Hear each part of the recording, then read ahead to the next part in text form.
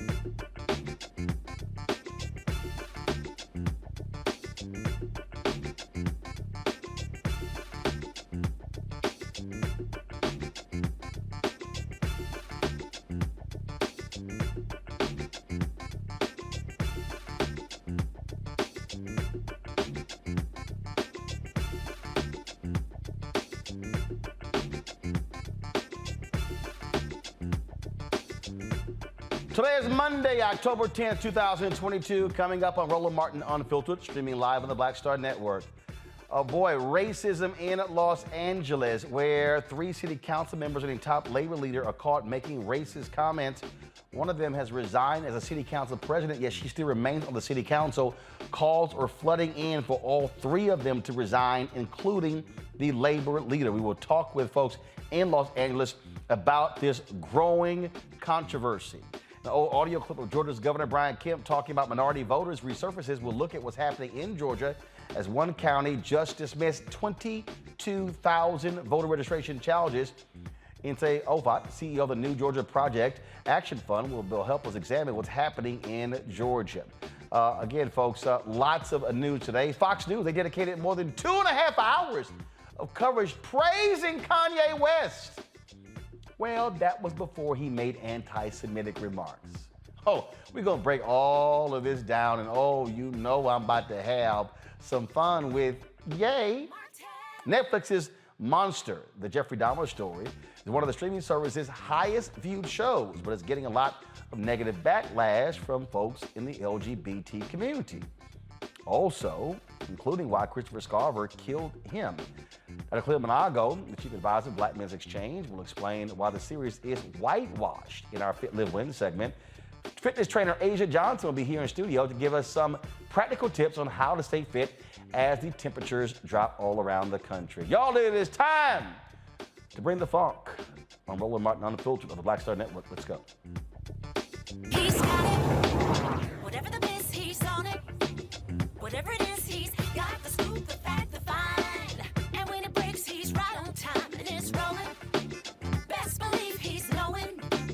Putting it down from sports to news to politics. With entertainment just for kicks, he's rolling. It's on go, roll, roll, y'all. It's Roland Martin, yeah. Rolling with Roland now. He's funky, he's fresh, he's real, the best, you know he's Roland Martin now.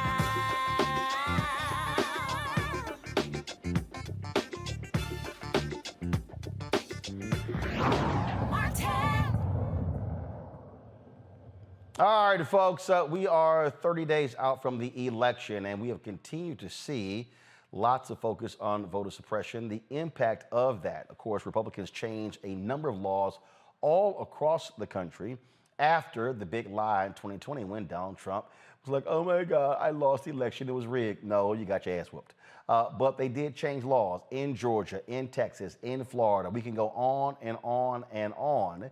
And so the concern is what is going to be the impact on voters. Part of those changing laws, including literally allowing anybody to challenge voters. Yeah. So, folks, an audio recording of Governor Brian Kemp voicing concerns about Democrats' efforts to register minority voters, that, of course, came out again. It's an old clip, but actually I think it is still worthy of conversation. You know, the Democrats are working hard, and all these stories about them, you know, registering all these minority voters that are out there and others that are sitting on the sidelines, and if they can do that, they can win these elections in November. Old Brian Kemp. Now, he made these comments while serving as Secretary of State during his time in that office. Well, what did he do? Well, he canceled more than 1.4 million voter registrations, including almost 670,000 in 2017. Put about 53,000 voter registrations on hold under the exact match policy. 70% of those 53,000, well, they were African American. He encouraged polling location closures. 214 happened under his watch. Now, but his efforts continued as governor, and he admitted it during a recent debate with Stacey Abrams. I was as frustrated as anyone else with the results, especially at the federal level. And we did something about it with Senate Bill 202. So he was frustrated. Now, one of the things that they have repeatedly tried to suggest is that, oh, voter fraud. Except the problem is they've really been unable to find any proof of said voter fraud. That's been quite interesting as well. Texas has spent lots of money, Florida as well, trying to find this voter fraud, but they've really been unable to do so. Also, what we have seen is a lot of focus in Georgia on not only the Abrams race, but also the race of Senator Raphael Warnock, as well as against Herschel Walker. Now, a lot of this discussion, a lot of this debate also has been talked about what's happening with black voters, what's going on with black voters. Are they going to be turning out, especially black men? And so that has led for a number of people to question what is going on. In a moment, I'm going to play y'all. Matter of fact, I'm just going to go ahead and do this in a little bit. I'm going to play this video clip. So this was a video clip from Charlamagne the God's Comedy Central show. Killer Mike was on the show, and he was talking about the race as well. So I want to play this, and then we're going to talk about all this together. The guy she's running against is running an effective campaign. And Brian Kemp is running an effective campaign because this week, what Mr. Kemp did was he went to an all-black boys' school that's ran by a conservative black man down in Albany, Georgia, young black man. He didn't Dr. Umar you. He didn't go around preaching for a lot of years. That's no diss to Dr. Umar. He produced the school, and then he started Dr. Umar got the school, man. I'm not mad. I'm happy. He got it. In fact, you know what? I'm sending you $1,000. I swear to God, I love Dr. Umar. It's not accredited. So I'm glad he just got his school. I'm sending him. But this guy got a charter school with all black boys. So guess who the picture goes up with him yesterday? He has Governor Kemp with the boys yesterday. That picture goes up. Shelley Winters, who's an incredible black man, does a lot in Atlanta, happens to be a conservative, has a great radio show. He's a great radio show host, but he goes in the public and out in the streets every day. He got a bunch of conservative black men together. Kemp went with them. Then he went over to a Democratic enclave with Ryan Cameron, one of the most popular radio hosts ever out of Georgia, staunch Democrat, and then pressed the Democrats in that room. I would advise, if I was in Ms. Kemp's camp, you need to go everywhere he just went. Ms. Abrams. And Ms. Abrams, you need to go everywhere Brian Kemp just went, because what Brian Kemp did was have an effective week with black people. And I would love to see her do that, but if she doesn't, that ain't our fault. Woo! All right, so initially when that clip went out, I saw it and wanted to know, first it was a shorter clip that went out, and I want you to know the context of what Killer Mike was talking about. He and I talked Saturday morning about that, and he said that it actually was edited and they left out some of the things that he said. Later on, Charlamagne the God sent me a text, and he said, in fact, it was edited out.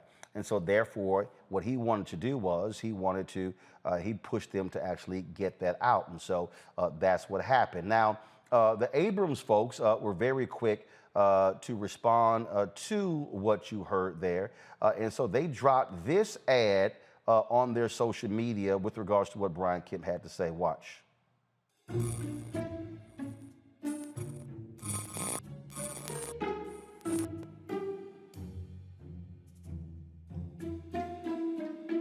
This is a broken government program. What Stacey Abrams is also not telling you, she's going to have to raise your taxes to pay for all of her plans.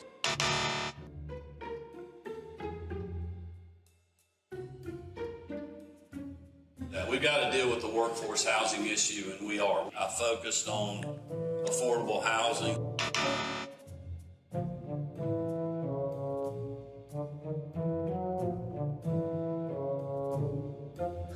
But let me be honest with y'all. Guns are everywhere.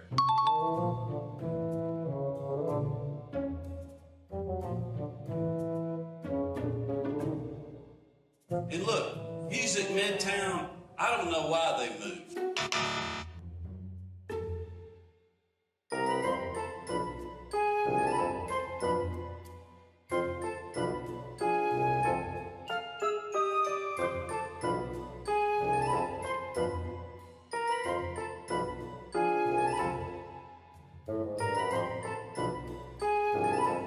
Now, that was a particular ad. Again, that ad dropped a couple of days ago, but then just today, about 3 hours ago, the Abrams campaign dropped this video.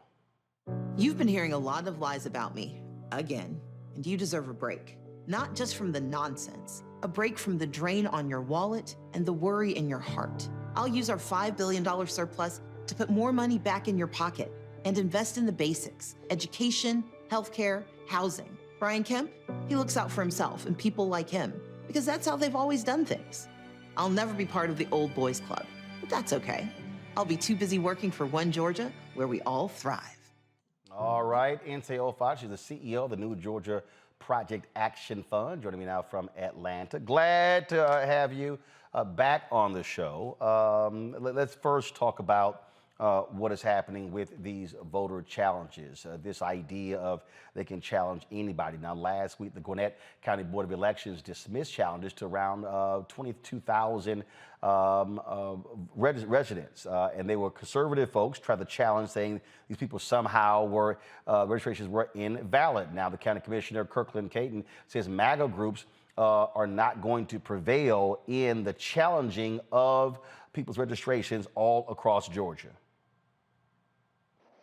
I'm gonna play this first, and I'm gonna come back to you. So, Okay. Okay. All right. You know what? Go ahead and respond. I'll play it later. Go ahead. Well, I mean, I think that what you're adding, first of all, good evening, Uncle Roro.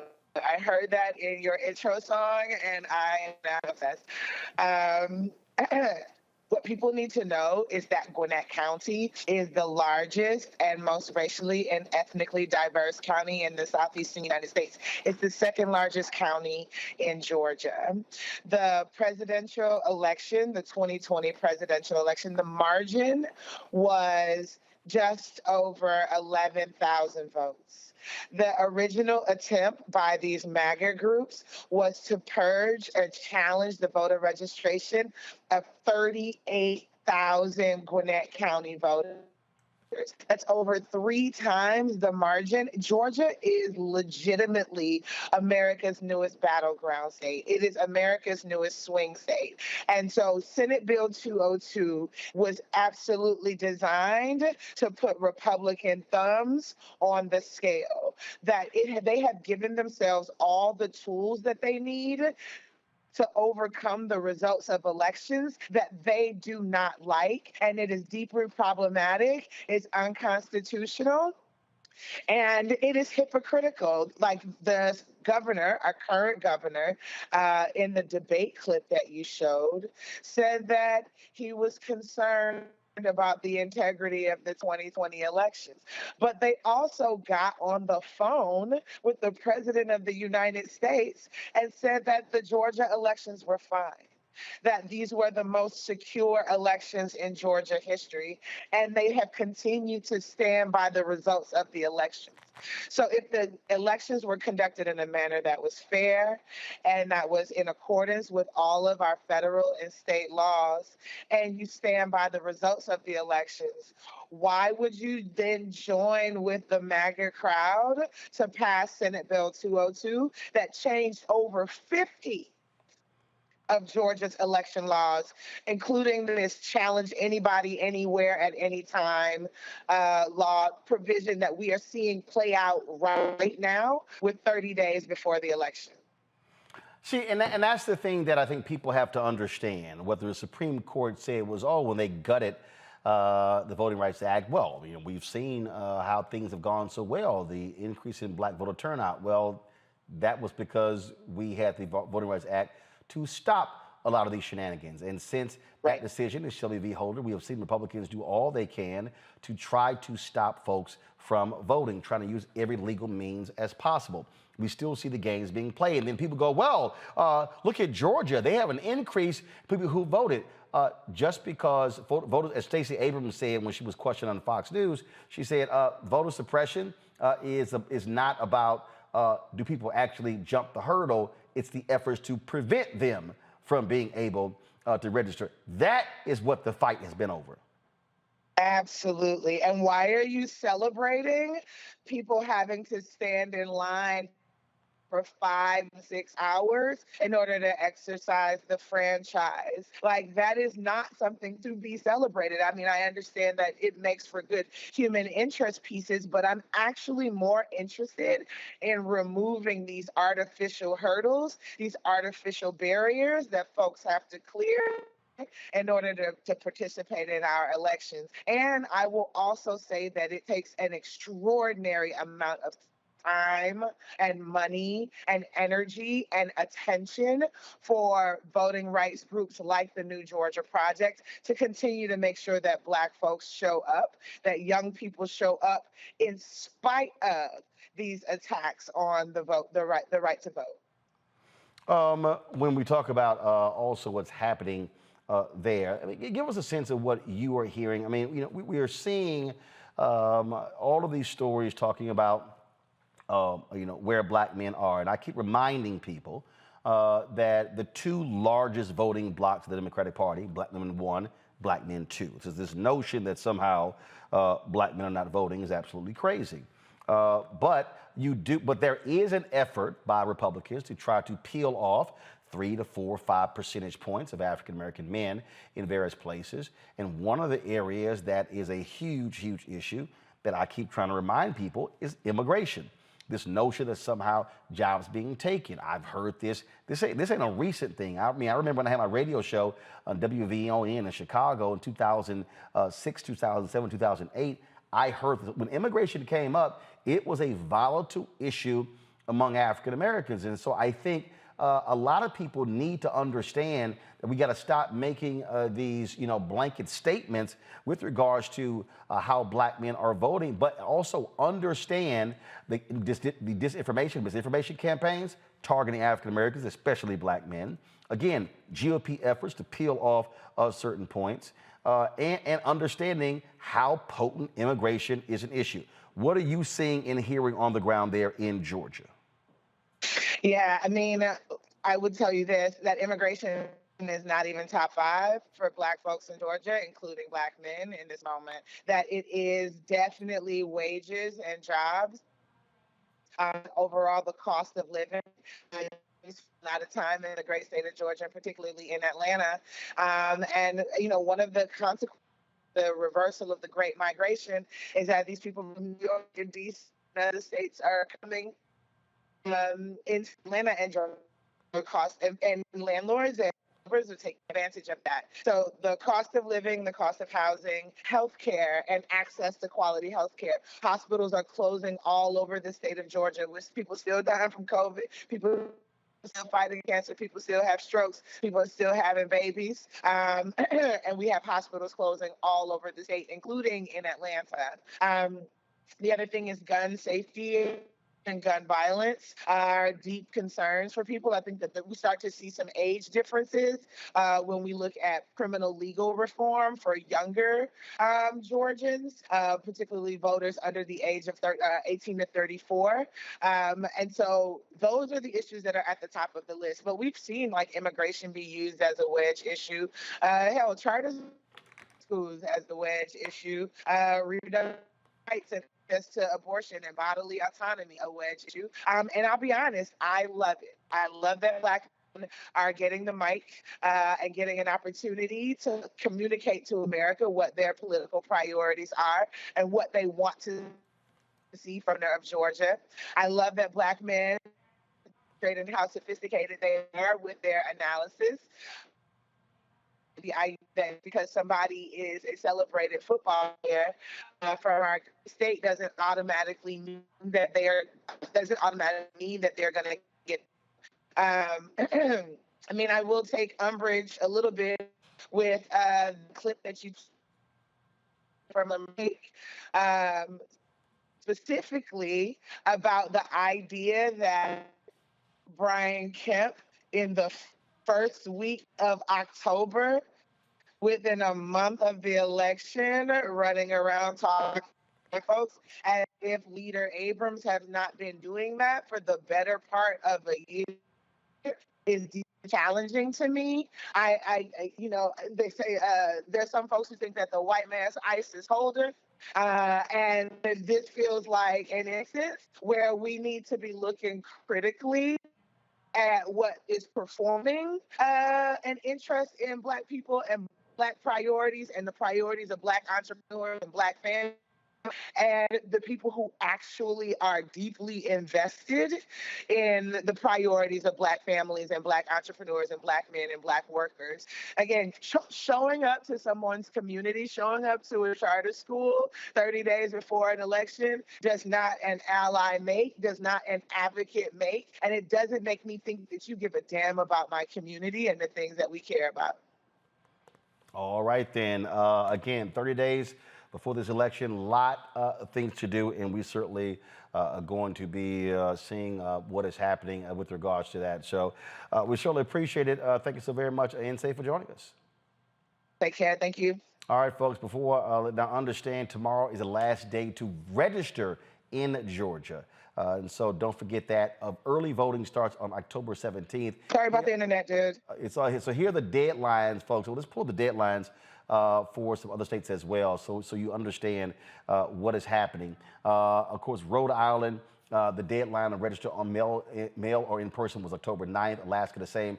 Mississippi, the deadline to register online by mail or in person is today. Arizona, your deadline is tomorrow. Arkansas, it is tomorrow, and there's no online voter registration in Arkansas as well. Then, of course, you have Florida, Georgia, Indiana, Kentucky, Louisiana. The deadline to register by mail or in person is October 11th. Some of those places are, don't go back, please. Go back. Thank you. Some of those places are online. You'll see in Louisiana, online registration is available through October 18th. Now go forward. All right. Nevada, you see the deadline to register by mail is October 11th, but online in person is October 18th. And then, of course, Ohio, Tennessee, and Texas, deadlines are tomorrow. Same for New Mexico. Now, New Mexico residents can register in person through Election Day, but registering online or by mail is October 11th. In Texas, there is no online registration.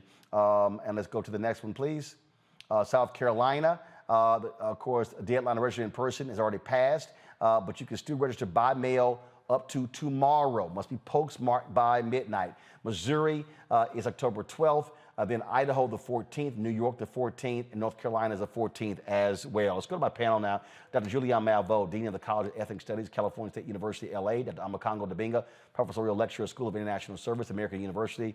Representative Renita Shannon, Georgia representative there in Georgia. Representative Shannon, I'll start with you again. We're seeing the challenge to ballots. We're seeing what happens when they get thrown out by Republicans doing all they can because they want to stymie Black voters. They want to keep them from registering, Black and other voters.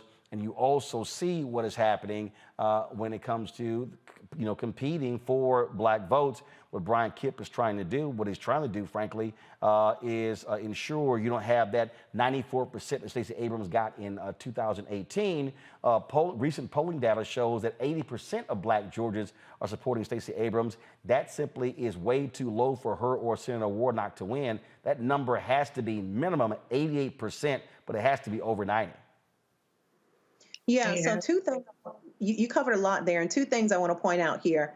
Number one, the new voter suppression does not look like Republicans or, folks physically stopping Black folks from voting at the polls. The new voter suppression looks like what is happening in Georgia, which is what Nse just mentioned, and she's 100% correct, which is making it difficult for Black folks to get registered, stay registered, and also actually cast their vote, like by absentee ballot, for example. So that's one. People have got to know what to look out for. If you are here in Georgia and you are Black or brown, you are playing games every year, every month, trying to make sure that you are still registered. I have known folks who have consistently voted in every election, and they have to re-register because they're kicked off for no reason. The second point I want to make is it's great that everybody is looking at Brian Kemp. He has been talking this way for years about Black voters and minority voters as a whole, stemming from the time when he was Secretary of State. But there is another person who is not as flashy and flamboyant as Brian Kemp, who is just as dangerous, and I would argue who is executing his agenda right now, voter suppression, and that is Brad Raffensperger. This is a person that I served with on the Governmental Affairs Committee who has put in place many of the outrageous things that you have seen come out of Georgia in the ways of voter suppression.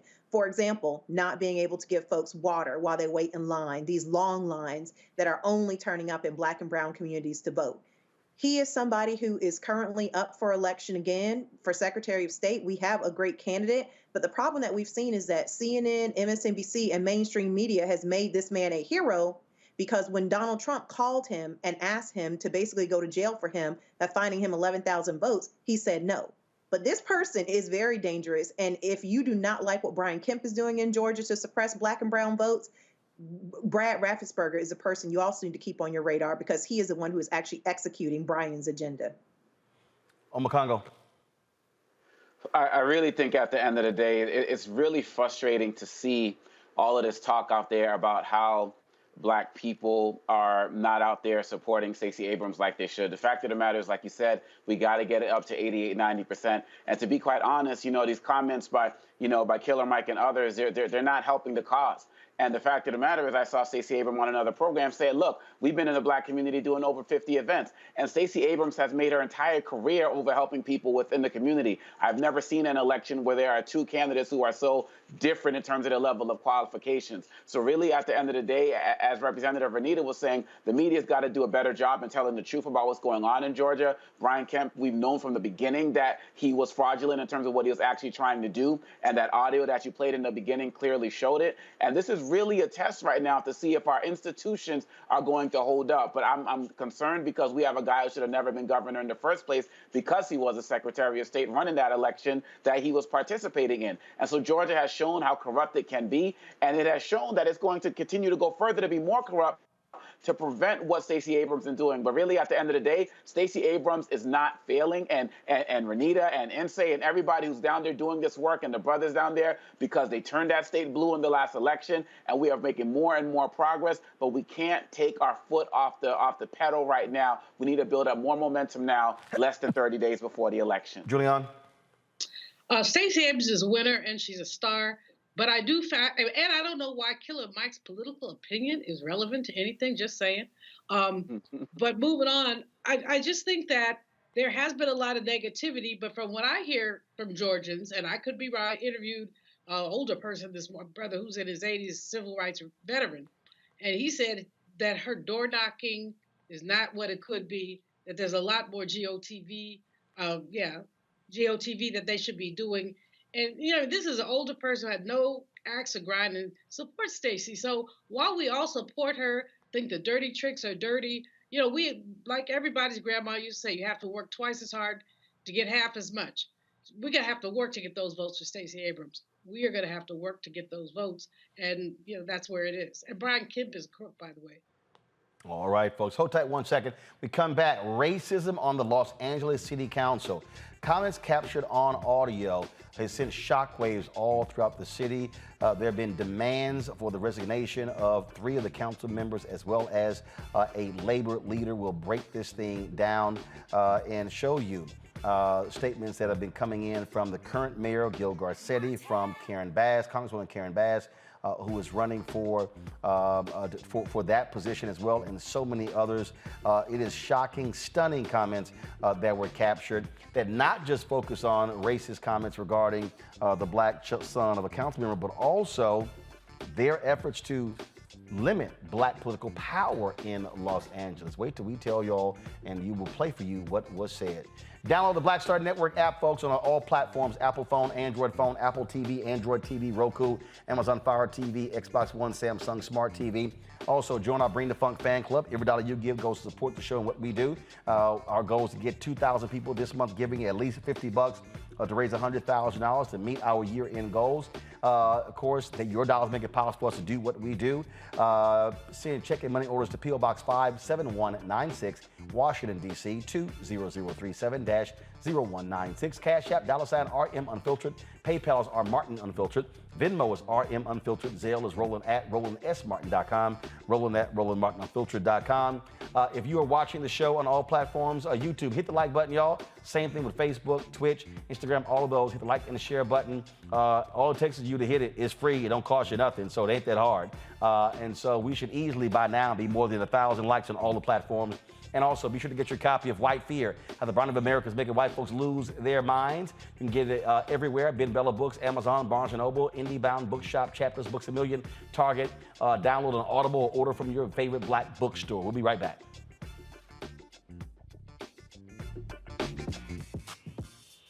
When we invest in ourselves, our glow, our vision, our vibe. We all shine. Together, we are Black beyond measure. Libraries empower the community with education. Liberia Economic Development Initiative, LEDI, is hosting the International Life Changers Awards and Liberia's bicentennial to celebrate LEDI building the country's first modern public library and technology center. Join event host Roland Martin. Our honorees, Reverend Dr. Jamal Bryant, Zernona Clayton, Thomas Dorch Jr., Dana Lupton, Dr. Tammy Graysteele, on October 29th at the CNN Center, Atlanta. There are no public libraries in Liberia, but together we can change that. Get tickets at ledinow.org. When we invest in ourselves, we all shine. Together, we are Black beyond measure. Kevin McCarthy, you want to talk about law and order? Okay, let's talk. Bakersfield, the heart of your congressional district, is now ranked in the top 10 most dangerous metro areas in America. Your own sheriff said, we know we have a violent crime issue. Kevin, your district has been the murder capital of California for 5 years in a row. And if you're so concerned about crime, why did you vote against $350 billion in funding for law enforcement? Every Democrat voted for it. When Democrats passed a bipartisan bill to fund local police departments, you didn't even bother casting a vote. Kevin, if you really want to talk about crime, let's start with your own party. Because it sure seems like you and your MAGA pals are fine with certain crimes. Crimes like stealing top-secret nuclear files, attacking the nation's capital, assaulting police officers, attempting to overthrow an election. Not to mention the little stuff, like tax and bank fraud. The truth is, Kevin, you aren't anti-crime, and neither is your party. You and your fellow Republicans are just trying to scare voters, playing politics while leaving it to Democrats to actually work for the safety of Americans. Everyone can see. You're not pro-cop, Kevin McCarthy. You're pro-coup.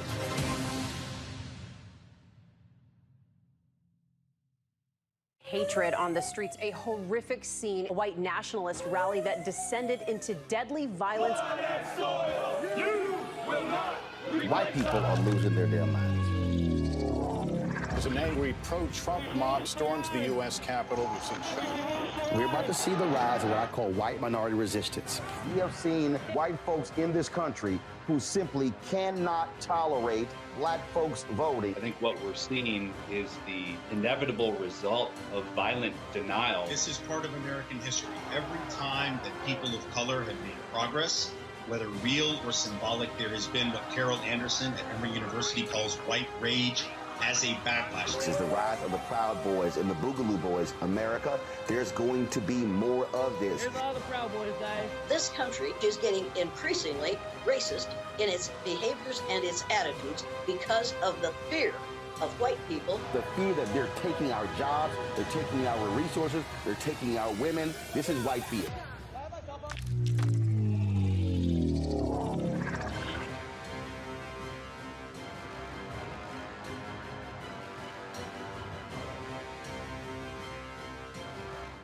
My name is Charlie Wilson. Hi, I'm Sally Richardson Whitfield. And I'm Dodger Whitfield. Hey everybody, this is your man Fred Hammond, and you're watching Roland Martin, my man, Unfiltered.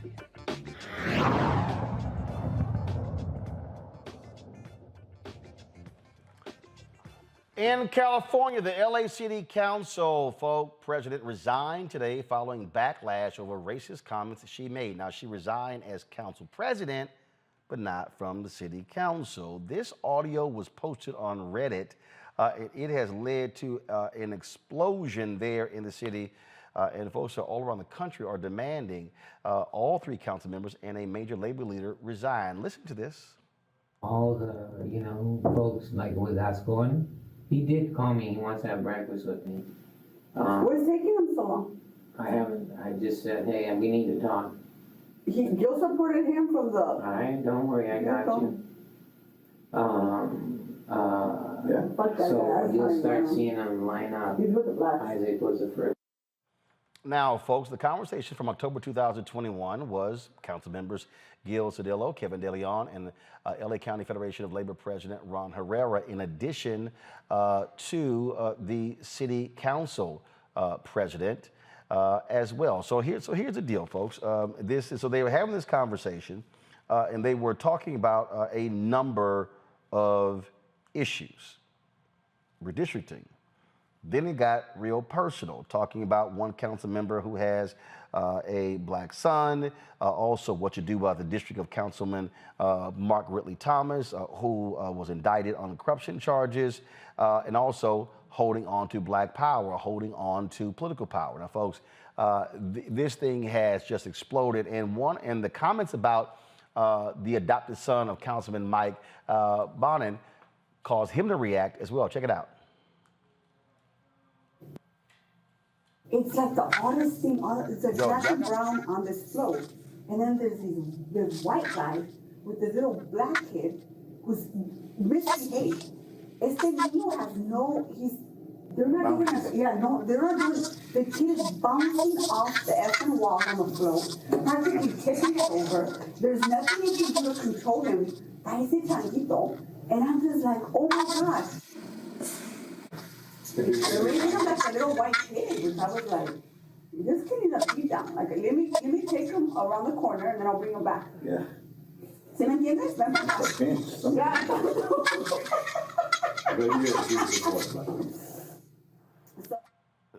Now, folks, this is the Los Angeles Times, where it says Padilla, Bass, and Caruso call for Martinez, De Leon, and Cedillo to resign. But it's not just them.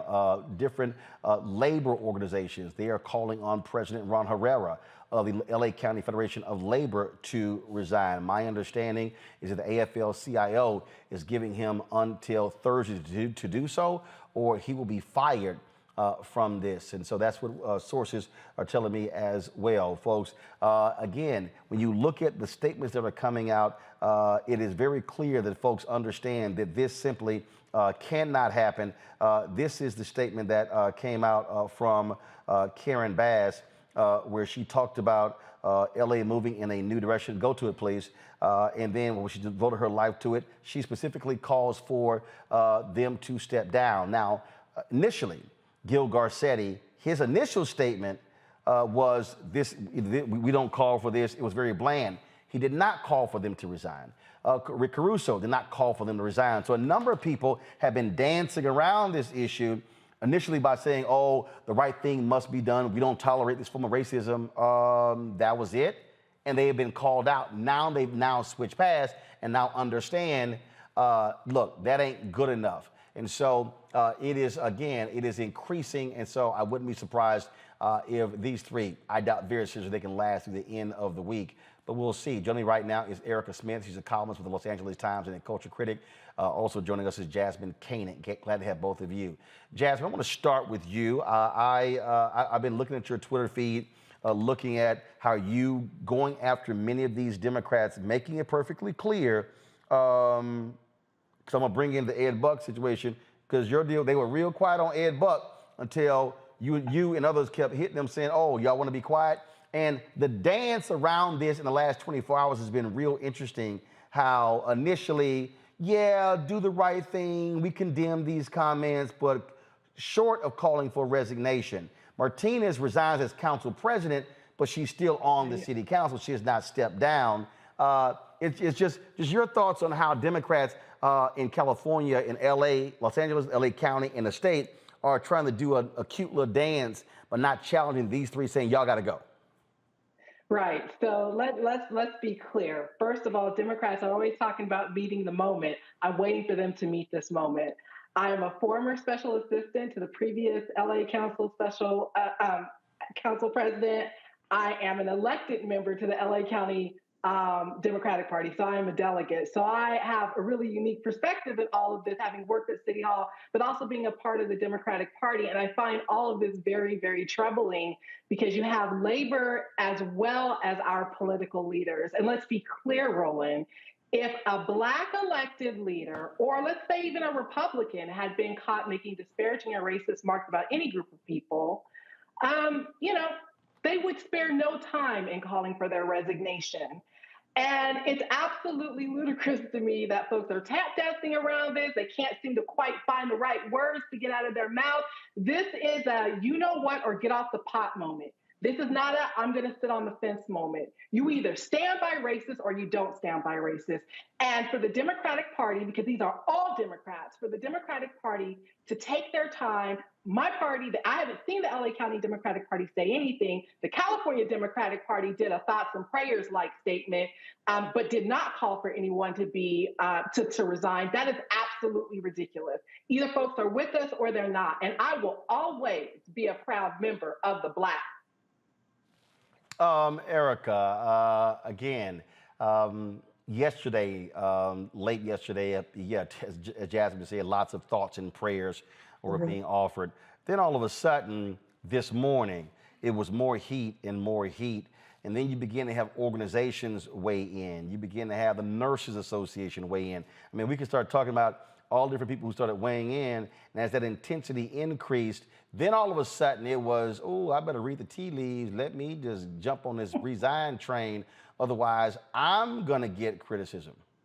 No, it was definitely a snowball effect. I mean, yesterday, as Jasmine said, it was a lot of, this is really horrible. We should condemn this and we can't do this in LA. Very few people outright called for them to resign, but it was overnight. I mean, I think the story just kind of kept going, into the wee hours of the morning. And this morning, Nuri Martinez stepped down as president, and that was almost met with an immediate backlash of that's not good enough. Our editorial board at the LA Times has put out an editorial calling for all three council members to resign. This has, it's just grown and grown. And a few minutes ago, actually, Mayor Eric Garcetti put out a statement actually saying that all three members of the council should resign. And Representative Adam Schiff has jumped on board, Alex Padilla, our senator. So it's growing. I don't think there's a sense now of, that, Martinez stepping down as president is going to cut it. Jasmine, have we heard anything from Councilwoman Maxine Waters? Have we heard anything from California Governor Gavin Newsom? I personally haven't, but I do want to say this. They all have to go. There's only one zip code in the city of Los Angeles that has increased its Black population, and that's the one that encompasses Skid Row that Kevin De Leon also on that audio overseas. Okay, let's be really clear. These people, not only do they get paid with the money of all Angelenos, including Black Angelenos, but the labor leader himself, he conspired on audio to use the hardworking dudes from including Black folks' paychecks to work against them, to dilute a district, to commit voter suppression, okay? So we have a really big problem here. These people vote on issues and things that affect all of us in this city. And as you know, Black people have been clinging on to stay in the city. We're less than 9% of the population. We make up the majority of the homeless. Many of us are moving down south into Las Vegas and other parts of the state because we simply cannot afford to live in this city. And so to know that our elected leaders and our labor leaders are literally sitting around laughing and conspiring about how to get rid of us, how to dilute our power, is absolutely infuriating to me. Erica, the thing that also I find to be interesting here is that what this also speaks to is a reality when it comes to Black and Hispanic battle over power. There was a battle in Houston when it came to the superintendent, where several Houston school board members were meeting privately, breaking state law, trying to bring back an Hispanic superintendent who had left and consistently overlooked the Black superintendent who later actually left to go take a job in Missouri, even though she was bringing the district back. And so these battles, we've seen them happen over police chiefs, over fire chiefs. Here with Los Angeles, what you have are these council members and this labor leader, all Latino, trying to use their power to further take advantage of the political situation there and frankly stymie Black political power in Los Angeles. Yeah, I wrote about that actually for the paper today and online today, talking about that tension. I mean, that's one of the things that really came up, at the time that this conversation was recorded, which is about a year ago. There was conversations about redistricting and how these council districts, what are the maps going to be? And we all know that redistricting, no matter what level of government it is, it's going to be contentious. But, there was a just concerted effort. This hour-long conversation in many ways was just a strategy session on how to dilute the Black vote here in Los Angeles. And so you have a Latino population that is, about half of the people in Los Angeles are Latino, but they do not have as many council seats. And you have a Black population that has long historically been in South LA, has right now 3 members of the council that are Black. Increasingly, a lot of those districts are all Latino. And so there is this tension, right, of who is going to maintain political power. But I think beyond that, it's a sense that came from this conversation that not just only did they want to have council seats, but the fact that Black issues didn't matter, that our needs were going to be deprioritized in favor of Latinos and other immigrants. And I think that is the thing that was the most, in some ways, there were so many offensive things about that recording, but that was one of the more offensive, long-standing issues. And I think that that's something that is not going to be addressed by 3 council members stepping down and the labor leader stepping down. It has to be, this is a core value of people in LA, and how we're going to deal with groups of people and demographics and the needs of meeting the public. We have to really be more concerted about that. And what I heard on that tape was just not acceptable. And for them to say that the LA district attorney, Jasmine, F him, he's with the Blacks. Yes. She was real clear. Yeah, again, following what Erica said, everything on that audio is so infuriating. I remember I tweeted yesterday, I wondered whether or not DCFS had been called because Nuri was talking about wanting to beat a little Black boy. I mean, if a Black woman said that, DCFS would have been at her door within an hour, examining her kids and talking to them, right?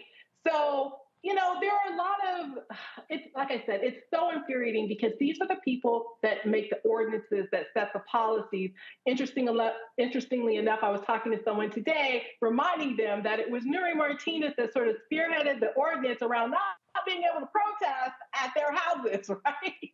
And something tells me there are going to be a lot of protests at these folks' houses if they do not resign. They have to go. They can't be paid with public money and share those feelings. But most importantly, I'm going to always bring it back home to the Democratic Party, because a lot of Black people vote for Democrats. All of these people are Democrats. And when you talk about labor and the Democratic Party, they go hand in hand. All of these people have been supported by the party. And they all support each other. And for the party to have nothing to say, for the party to not be pressuring them to step down is absolutely outrageous. And, I'm going to say this, I'm going to be really blunt and frank. If we, as Black people in Los Angeles, allow these people to retain our seats, we deserve everything we get moving forward. Absolutely, we do. Because folks will know that there are no real long-lasting consequences for insulting Black folks, and that it's basically open season on us.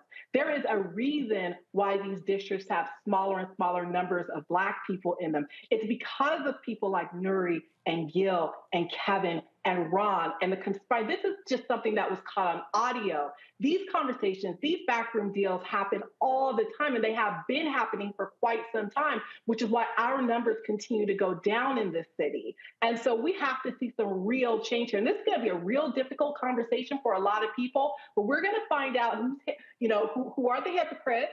And like I said, if we as Black people stand by this, allow ourselves to be placated with her just stepping down from the presidency and letting some so-called Black leaders say, well, we met with them and we're going to sing Kumbaya and everything is okay right now because they've apologized, then absolutely we deserve everything we get moving forward in this city. Erica, final comment. Yeah, I think that everything that Jasmine said was correct, but I also think that we have to also look at this. Once these folks are gone, we can't also allow the same system to appoint new people. I mean, we need to really think about who's going to replace them and why, and who are they going to be representing. I think we need to give a little more thought to that, and I think it's going to be a long process. And I think that our upcoming mayor race is going to really have an impact. Whoever becomes mayor is going to have to step into quite a bit. All right, then. Erica, Jasmine, I sure appreciate it. Thanks a lot. Thank you. Thank you. Juliana, I want to start with you. Nuri Martinez, this is what she said. She called, in a moment of intense frustration and anger, let the situation get the best of me, and I hold myself accountable for these comments. Really? Really? You actually think in a moment of intense frustration and anger? Child, please. Exactly. Please. I'm in LA these days, Roland, and we're driving back up from Palm Springs. And the news was just popping, really, because this is just one of the most reprehensible things. One of the written rules in politics, as we all know, who covered things, is you leave people's children alone. You know, we have a leave the child alone. So how does this woman talk about beating somebody else's child and calling the child a monkey? See, her resignation from the whatever chair she was, that's not enough.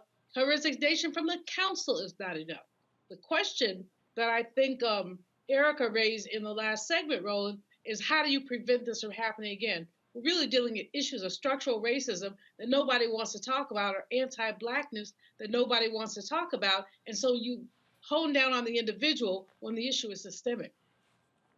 It absolutely is. And I tell you, I don't see how these folks have any credibility whatsoever, Renita, to continue to serve. None.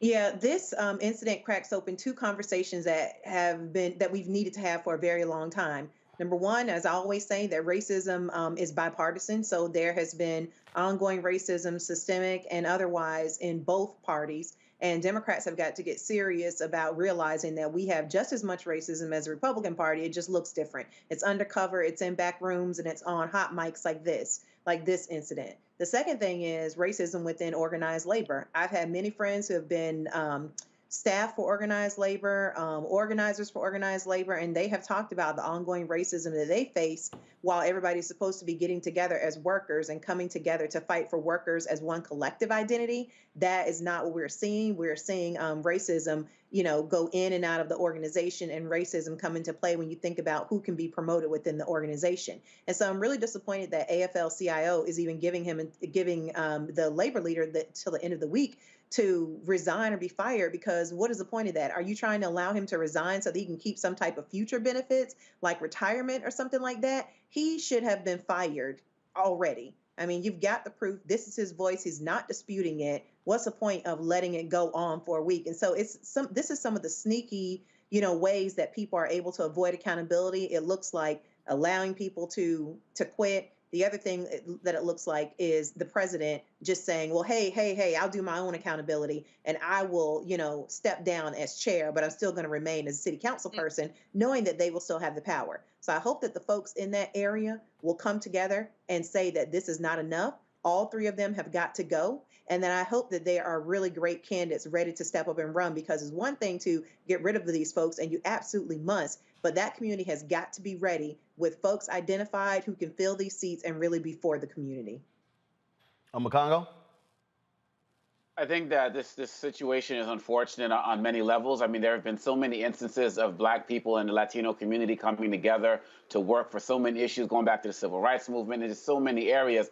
But of course, there's always also been tension. If you read the work of Professor Tanya Hernandez, she talks a lot about the tensions that have existed between the communities. And you see in the state of California, the largest two class action lawsuits that have ever been brought has been brought by Black people against their Latino co-workers with the Inland Empire as it relates to the discrimination. So we see on multiple levels, there are these strong issues as it relates to discrimination from the Latino community towards the Black people. And we have Latinos now making up 40% of the entire population of California.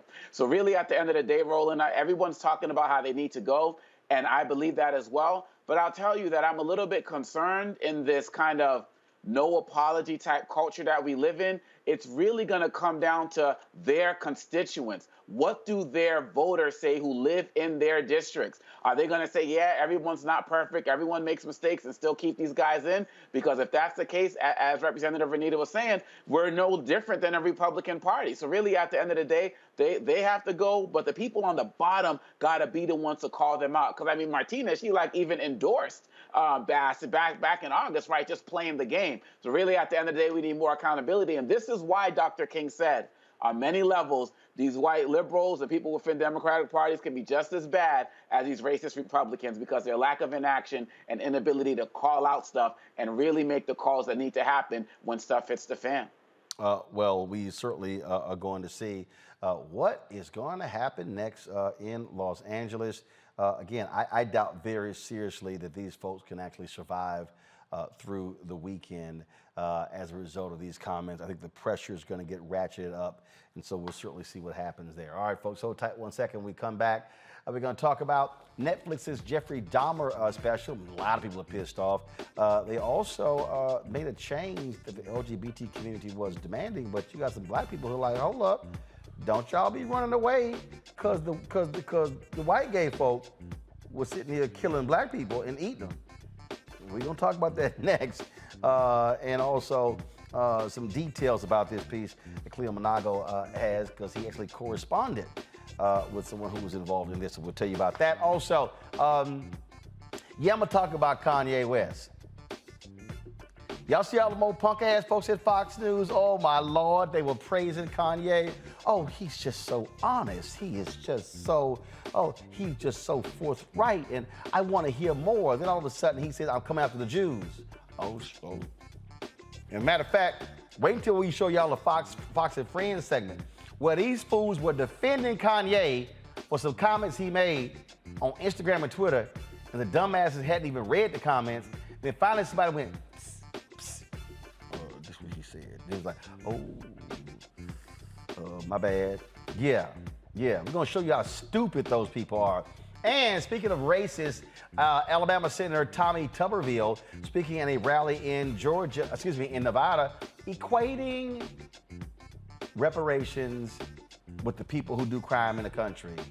So basically it's like, all the crime done by black people. Guess who's kind of quiet? Republicans. Because you know they agree with Tommy Tuberville. Covering all of that and more. Roland Martin Unfiltered on the Black Star Network. Don't forget, folks, YouTube, hit the doggone like button. I ain't gonna ask y'all one more time, okay? We should be at 1,500 likes easy on the YouTube channel. Don't make me have to start cussing y'all out, because you know I will. Also, hit the like and the share button on Facebook, Instagram, Twitch, all different platforms. And of course, be sure to download the Black Star Network app, Apple phone, Android phone, Apple TV, Android TV, Roku, Amazon Fire TV, Xbox One, Samsung Smart TV. Give to the Bring the Funk Fan Club. Of course, P.O. Box 571. See your check-in money orders at P.O. Box 57196, Washington, D.C. 20037-0196. Cash App, $RM Unfiltered. PayPal's R Martin Unfiltered. Venmo's RM Unfiltered. Zelle is Roland at RolandSMartin.com. Roland at RolandMartinUnfiltered.com. We'll be right back.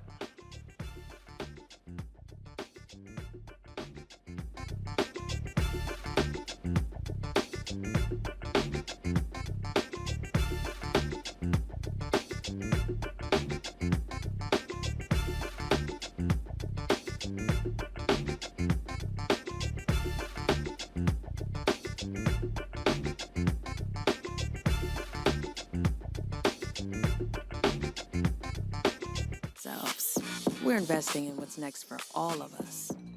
Growing, creating, making moves that move us all forward. Together, we are Black beyond measure. Pull up a chair, take your seat. The Black Tape with me, Dr. Greg Carr, here on the Black Star Network. Every week, we'll take a deeper dive into the world we're living in. Join the conversation only on the Black Star Network. When we invest in ourselves, our glow, our vision, our vibe, we all shine. Together, we are Black beyond measure. I'm Deborah Owens, America's Wealth Coach, and my new show, Get Wealthy, focuses on the things that your financial advisor and bank isn't telling you, but you absolutely need to know. So watch Get Wealthy on the Black Star Network.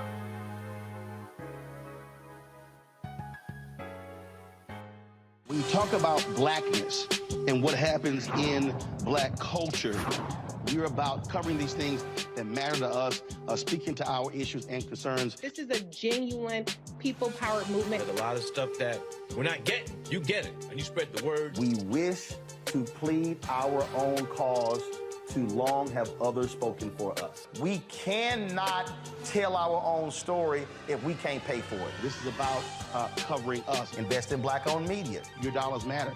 We don't have to keep asking them to cover our stuff. So please support us in what we do, folks.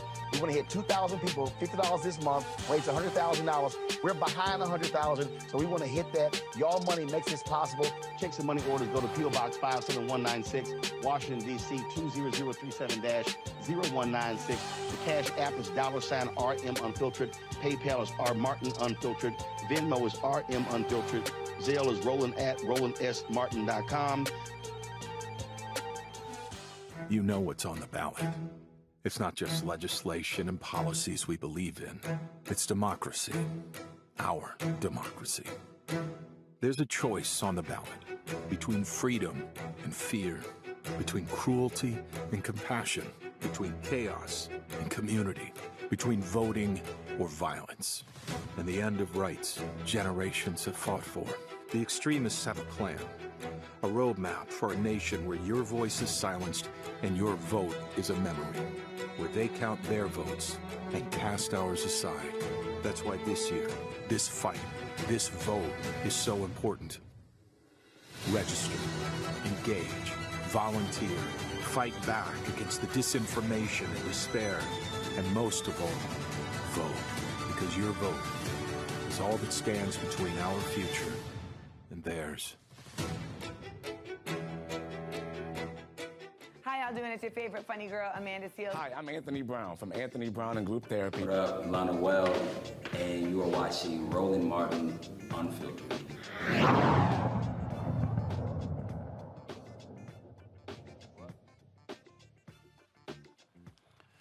All right, folks, welcome back to Roland Martin Unfiltered. All right, so let's talk about Netflix. They've got a new show dealing with Jeffrey Dahmer. A lot of folks are watching, doing huge numbers. But then you also had some drama because you're dealing with Jeffrey Dahmer and subject matter, they place an LGBTQ tag on it. Well, that ticked off a lot of LGBTQ people. So then they hit Netflix, and then Netflix actually removed it from that particular category. Well, Jasmine Koenig and others, they were sitting here posting stuff, saying, hold up now, don't all of a sudden y'all don't want that to be included because, just because it's bad. They said he was Jeffrey Dahmer, he was killing black people. Why in the world you don't want to take the tag off when in fact it actually is dealing with subject matter of someone who was gay? It's gotten backlash from the family of the victims. Now is also how someone was portrayed in the movie, who, of course, Dahmer, in terms of how he was portrayed, how folks he was targeting portrayed. So you still have all this controversy going on regarding this. Joining us now, Dr. Cleo Monago, the chief advisor of Black Men's Exchange, who also happened to be a pen pal of the man who murdered Dahmer in prison, Christopher Scarver. All right, Cleo, glad to see you. So first off, let's deal with this controversy over this removing of the tag. Black folks are like, hold up now, y'all don't want the tag, but it should apply. Don't say get it removed because it's a negative story. Your thoughts on that? Well, like the story in LA, people who are racist do not like being associated with racism because it's publicly embarrassing and it's shameful, and they'd rather not be ashamed than not be racist.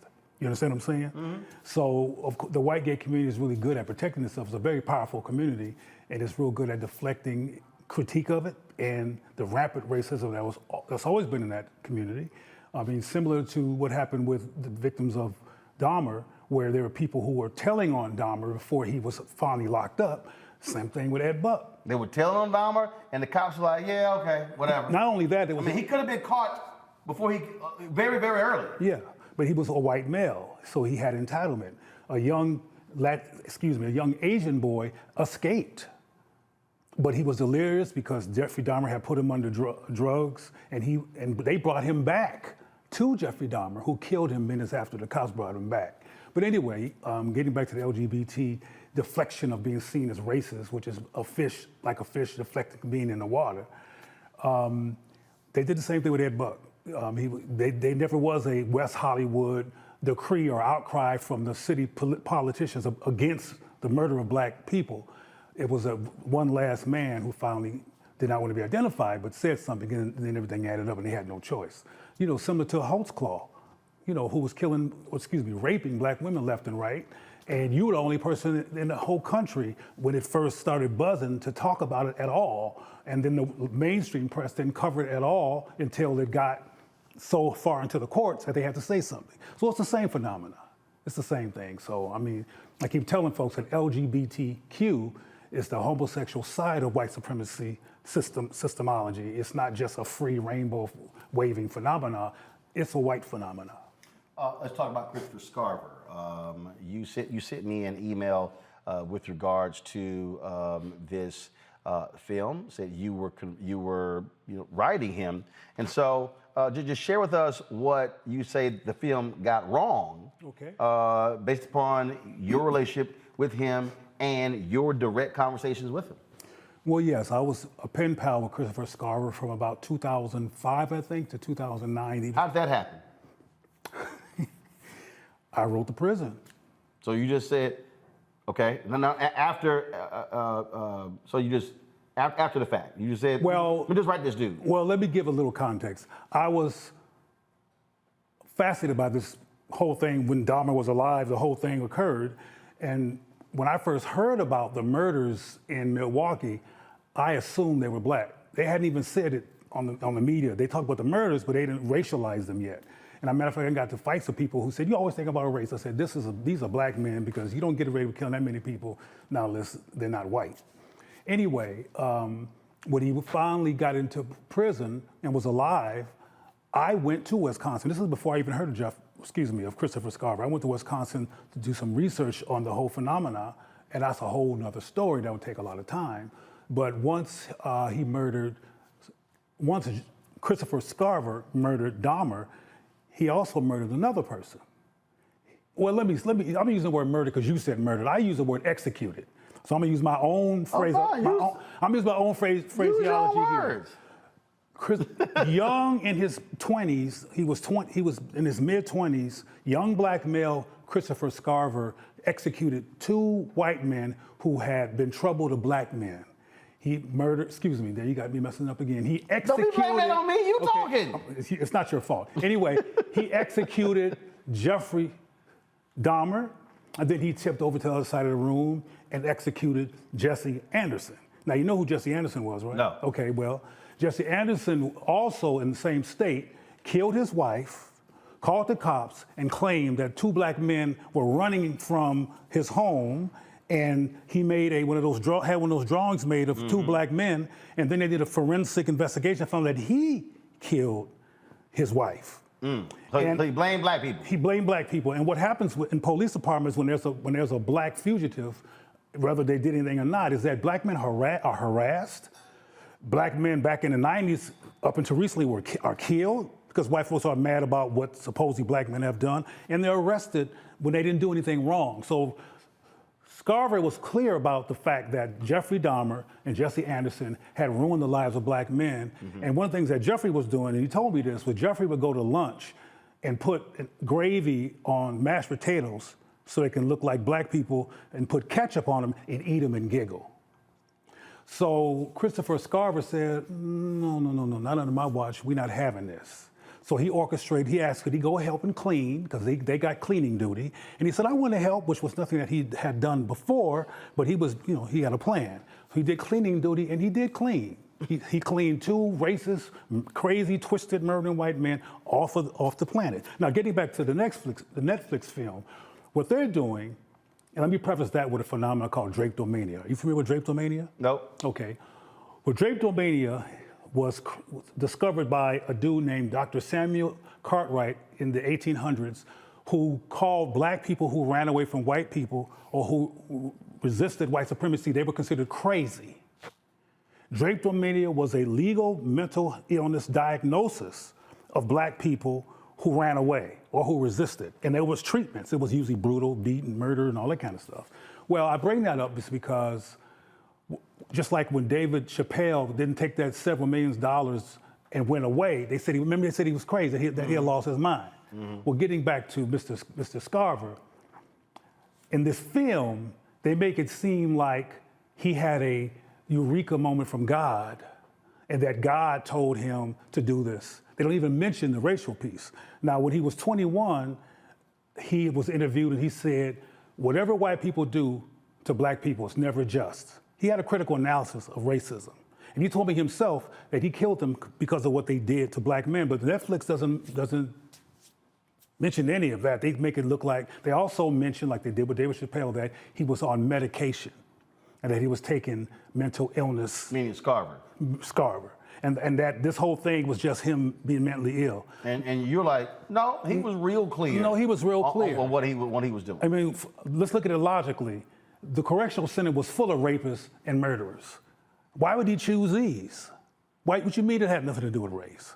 But my point is that they're always trying to deflect and abstract and actually get rid of, if they can, the fact that somebody is rebelling against white supremacy, particularly on these levels. So I called you guys because I said, look, this is a popular show. Everybody's talking about it. I want more people to know that this illogical religious focus or religious zealot focus that Netflix has written into this film about Christopher Scarver is mythological. I was literally called by one of the consultants to Netflix to talk to them about what happened because they knew I knew a lot about the real story. Now this was before. This was before it was done. This is before it was done. As they were making this this documentary or show, whatever it's called, series. So they reached out to you, right? And then what happened? Well, I brought that up because I told them this. I told them what I'm telling you, and they chose not to go that route. And I talked about, which is deep, and we don't got time to get into it, but how some of the same gender-loving black men, and they weren't all same gender-loving, people need to know that, some of them were not. But many of the men who wound up in the lair of Jeffrey Dahmer thought that going to white people was a sanctuary from black pain. And going into the arms of whites was a place to go where they were guaranteed to be safe compared to simply being black. And they ended up dead. And they became lunch. Last time you communicated with Scarver? Oh, it's been about 2009. For some reason, he was put into solitary confinement. He's now in Colorado, but I haven't been able to talk to him in a while. I used to send him money and stamps, and I want to say why, so there's some context there. He was a hero, frankly, in my perspective, for getting Dahmer and getting Anderson. And I don't go around murdering folks. I haven't murdered anyone, and I don't necessarily recommend it. But my point is that he did it. He had a critical analysis. He was intolerant of people's acceptance of Dahmer and Jesse Anderson, and that from his perspective, particularly Dahmer, who was making a joke about it, that it needed to be put to an end. And I agreed with that. But I want people to think I'm a murderer and, go around. I mean, there's lots of murderers in jail, but I've only talked to Christopher Scarver because of his significance. He murdered a mass murdering, cannibalizing white dude who was eating innocent black men, some who thought because he was white, they were safe. And he killed Jesse Anderson, who lied and said that his wife was murdered by two black men, and then they forensically studied it and found that he did it. But until they found that out, numbers of black men were harassed, likely beat up. You know about police brutality, because now they got an excuse. And Mr. Christopher Scarver, who was only like 25, said, well, not under my watch, you won't be doing that no more. Scarver spent 16 years in solitary. Yeah. 16. So that's what happens when you kill not just one white man, but two. So you haven't talked to him, but you send him money, send him stamps. Well, I haven't done any of that in a while. Right. I mean, so you haven't able to even have you written letters to him at that prison in Colorado? No. And just none returned? No. When was the last time y'all communicated? In 2009. Yeah, 2009. And I think he was moved or something. I mean, I don't know what happened, but I was, of course, disappointed about the whole thing. But before I leave, I want to mention to you one more thing. Have you ever heard of Ronald Dominique? Okay. Well, y'all go on Google and look up Dominique. Dominique has killed more black men than Dahmer. They call him the Bayou Monster or something like that. And he's a white homosexual male who also used white skin and whatever else he could pimp to lure black men and other men, but predominantly black men, into his lair. And he also slaughtered and killed a number of black men. And he was a white gay man. So there's others. And as I've told you some time ago when we interviewed about Ed Buck, the subjugation, humiliation, and compromise of black people, male and female, but in this instance, black male, is not as unusual as we would like to think. Now I want to get into solutions. I want to make sure I do that before I leave here. Black people have got to create invitational, safe space to talk about our diversity, to create an opportunity to talk about our diversity regarding sexuality and gender, and make it safe to be all that we are in the company of other black people. Because one of the reasons why there are black people who will go into the queer, gay, etc. movement is because they feel like they can't do that as freely, if you will, in predominantly black spaces. So they go to white spaces for sanctuary. We have to start making black places be where all of us can go for sanctuary. I'm not talking about agreeing with everybody, because you have to have conversations about all of this, but we have to make it safe, emotionally safe, to be with each other. Because then people like Dahmer and Dominique and Buck and the ones who haven't made it to prime time yet won't have so much fodder to manipulate and murder. You talked about Dominique. Here it says he killed 21. That they know about. See, that's important, that they know about. Just like they don't know all of Dahmer's victims that they know about. Yeah. Ed Buck, that they know about. Because they're really good, because they can walk around in plain daylight without looking like a suspect because they're white. You can't do that, and I certainly can't walk around all the time being to look innocent. Oh, he looks so innocent. I mean, they don't say that about people who look like me, but they say that about people who look like Ed Buck. They say that people look like Jeffrey Dahmer, and they say that people like Dominique. But most of the serial killers and people who do this horrendous crap look like those three people. But prototypically in the U.S. psyche, you and I look more like we're gonna go eating on somebody. Wow. Well, that is, again, one hell of a story. Like I said, when you hit me up, I was like, I said, well, definitely got to get Cleo on and talk about it. Because, again, what happens is when people see these specials, when they see these movies, documentaries, well, what ends up happening is they think what they are seeing is the 100% truth. Based on a true story. Yep. But I'm reiterating that they edit out things that, well, might take black people out of what I call the white supremacy trauma trance and be awake and alert and able to navigate and deflect past all of these implications of anti-blackness in the culture and stay intact. And they didn't want black people to hear about a black man who killed 2 white men because they had murdered black men. So they claim he lost his mind, he was hearing voices, or he was crazy, and that's why he did it. But no, he was and he has a very high IQ. Christopher Scarver is a brilliant man. I don't say that because he killed somebody, I'm saying that because of his intellect. When I spoke to him and I'm talking with, we were hanging because he's extremely smart. All right. Cleo, we appreciate it. Thank you for inviting me, I appreciate it. Thanks so much. All right, y'all. Going to a break. When we come back, we're going to talk about that racist Alabama Senator Tommy Tuberville. He mentions reparations and mentions crime. He's saying black people, y'all the ones committing crime, as if white folks not committing crime in America. Also, speaking of a white man, let's talk about Kanye losing his damn mind. You know I got to weigh in on that. I wouldn't be surprised if Cleo want to stick around and talk about that fool. But wait till I show y'all how all those white folks at Fox News, including that white face Jason Whitlock, they sat there and they were just praising Kanye to high heaven until he said he coming after the Jews. Oh, y'all know I got something to say. You're watching Roland Martin Unfiltered on the Black Star Network. We'll be right back. When we invest in ourselves, we all shine. Together, we are black beyond measure. I've always said this, rather than to continue to fight for a fair piece of the pie and the equal slice of the pie, I want my hand on the knife that cuts the pie. And to that extent, who bakes the pie and who puts it in? And that's one of the things that got me involved in going into politics in the first instance. I'm tired of people making decisions for me. Right. And mine. I want to be a part of that decision-making process. And luckily, it has paid off in terms of seeing the progress that many people in America have made, particularly the people of color. One thing bothers me now that we seem to be losing that.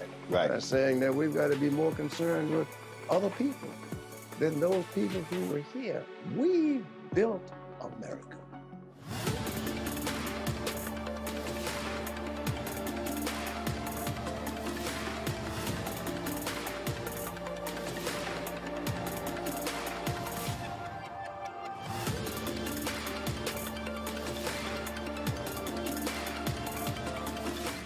When we invest in ourselves, we're investing in what's next for all of us.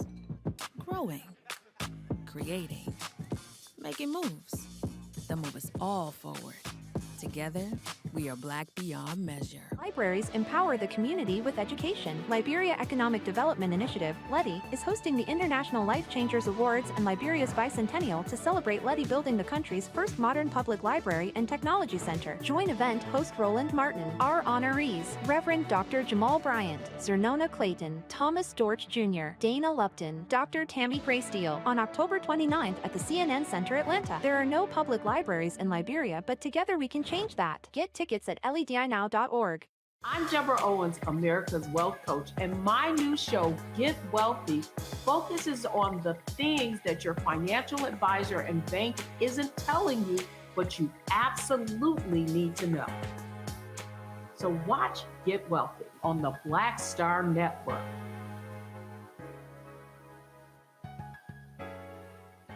When you talk about blackness and what happens in black culture, we're about covering these things that matter to us, speaking to our issues and concerns. This is a genuine people-powered movement. There's a lot of stuff that we're not getting. You get it, and you spread the word. We wish to plead our own cause. Too long have others spoken for us. We cannot tell our own story if we can't pay for it. This is about covering us. Invest in black-owned media. Your dollars matter. We don't have to keep asking them to cover our stuff. So please support us in what we do, folks. We want to hit 2,000 people, $50 this month, raise $100,000. We're behind $100,000, so we want to hit that. Y'all money makes this possible. Checks and money orders go to P.O. Box 57196, Washington, D.C. 20037-0196. The Cash App is $RM Unfiltered. PayPal is R Martin Unfiltered. Venmo is RM Unfiltered. Zelle is Roland at RolandSMartin.com. Hey, I'm Antonique Smith. Hey, I'm Arnaz J. Hi, this is Cheryl Lee Ralph, and you are watching Roland Martin, Unfiltered. I mean, could it be any other way? Really? It's Roland Martin.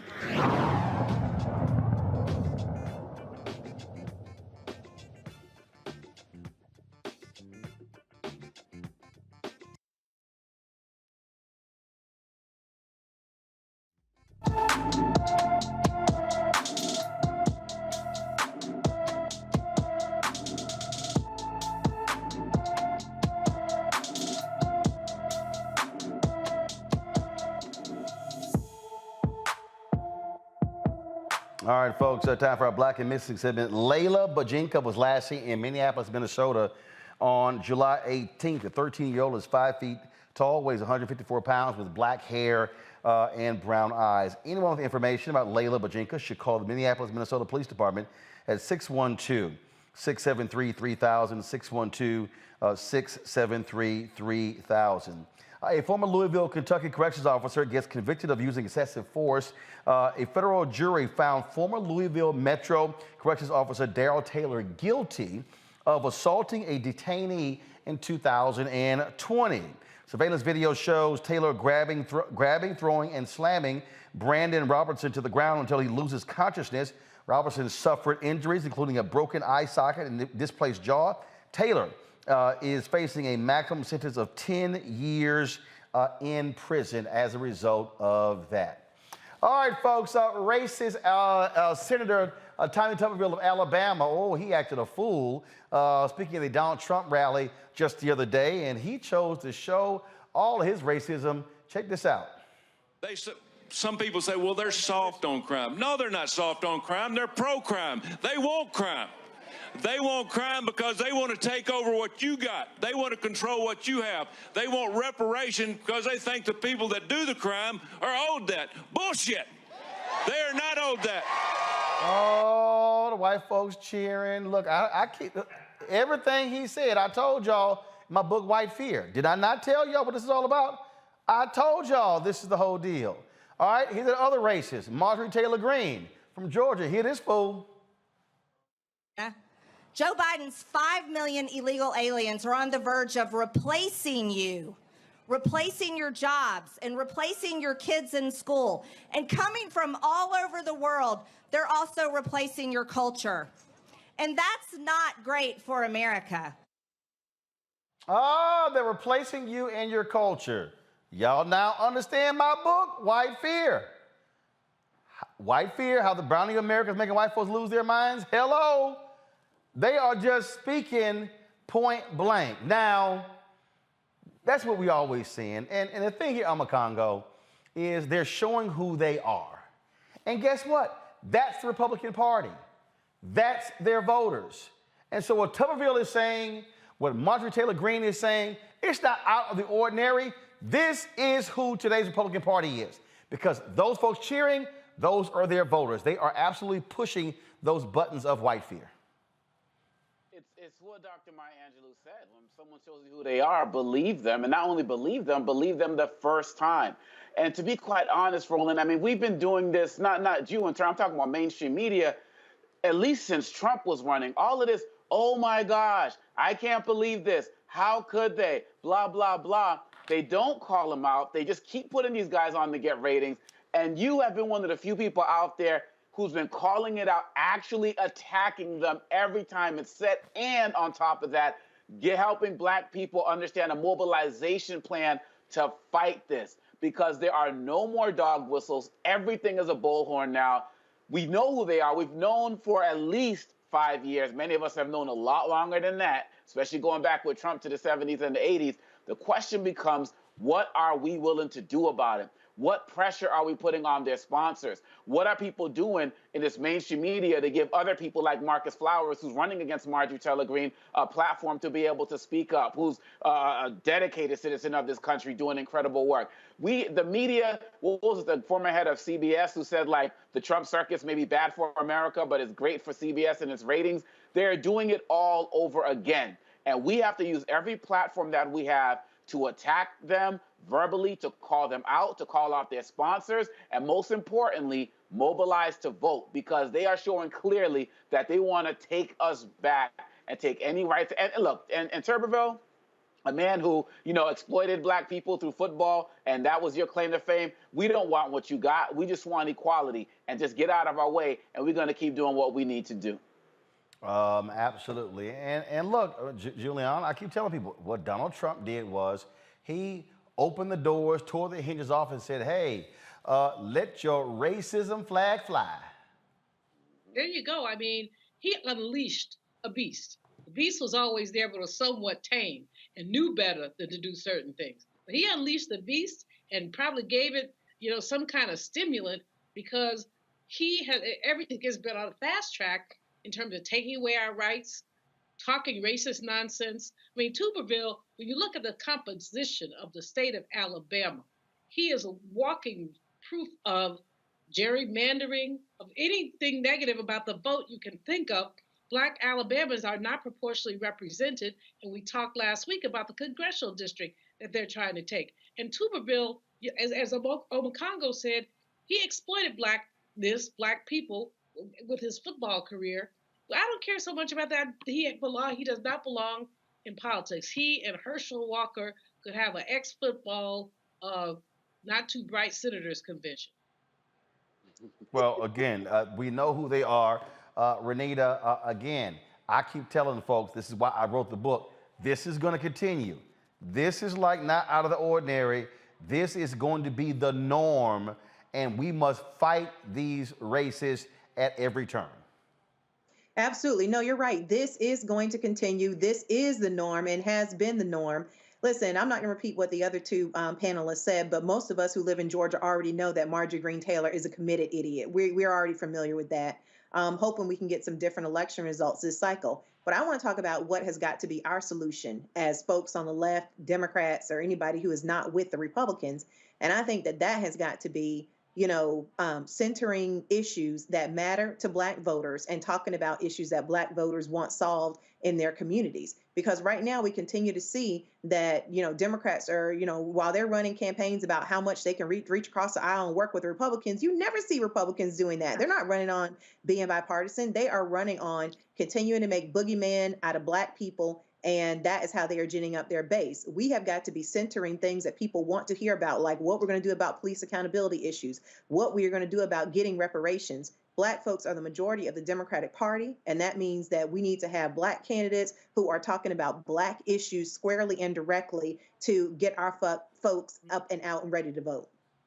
Oh, absolutely. And that's what needs to happen. And so now we must also understand, y'all, the chaos agents that are designed to, frankly, not support what we do. In case in point, that idiot fool Kanye West. Now I told y'all when that fool wore his little White Lives Matter shirt with that other dumbass Candace Owens, I wasn't wasting my time dealing with those fools.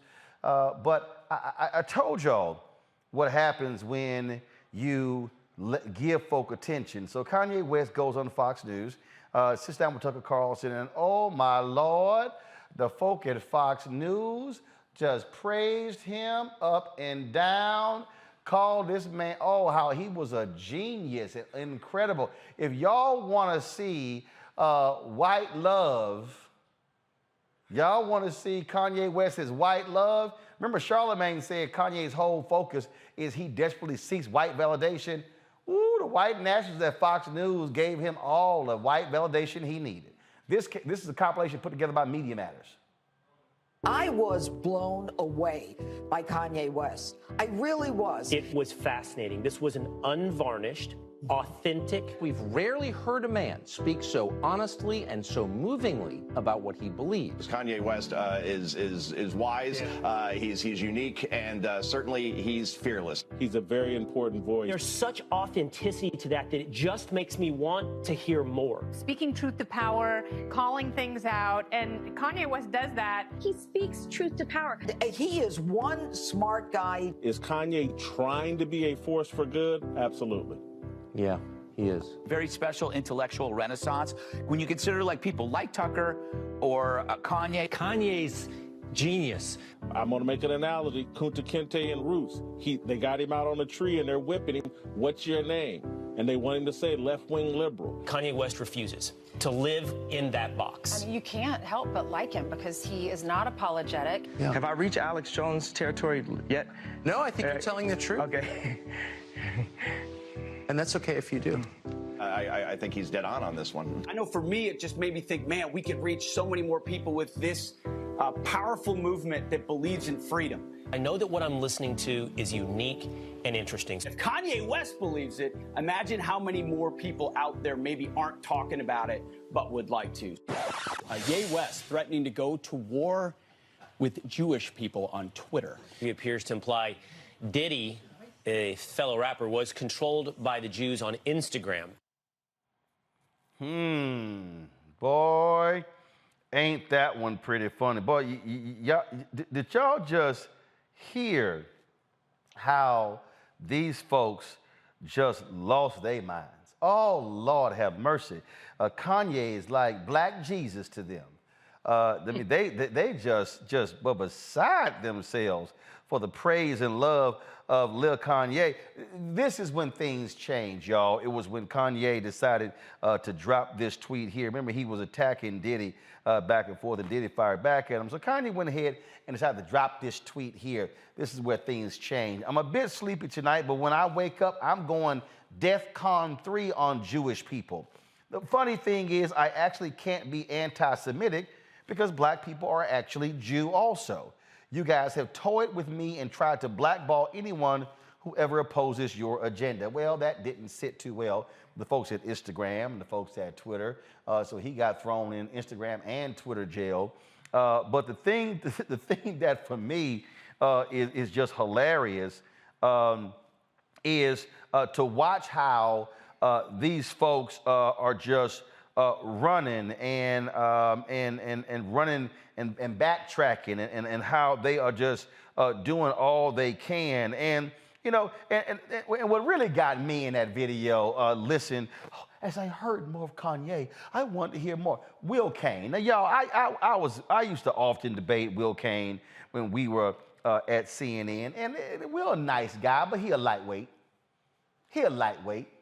I used to destroy his ass at every turn. I mean, every time he would say something. I mean, he's from Texas, University of Texas, so his football team sucks. I always blew him up about that. But also, I always destroyed his arguments. And you saw that every time Kanye talks, I want to hear from him. And then, of course, you saw in there Joe Concha, who is a so-called media critic for The Hill and Fox News. He's gone also far right-wing. And I done destroyed that fool on so many occasions. It's utterly ridiculous. And he was, again, praising the brilliance of Kanye. See, this is where all y'all white folks at Fox News and, of course, that utterly fool Jason Whitlock, this is what happens when you decide to side with a fool. You side with a fool will make your ass look real stupid. And that's exactly what happened here. We are dealing with somebody deranged. And just understand, it's all about, I told y'all, it's about the attention. It's about what they do. And then, you know, then you got that really other tired, trifling fool, Candace Owens. If y'all want to hear something stupid, listen to this fool right here. Try to defend Kanye with her. Now, I'm not going to play all of it because y'all know she ain't the brightest bulb in a dark room.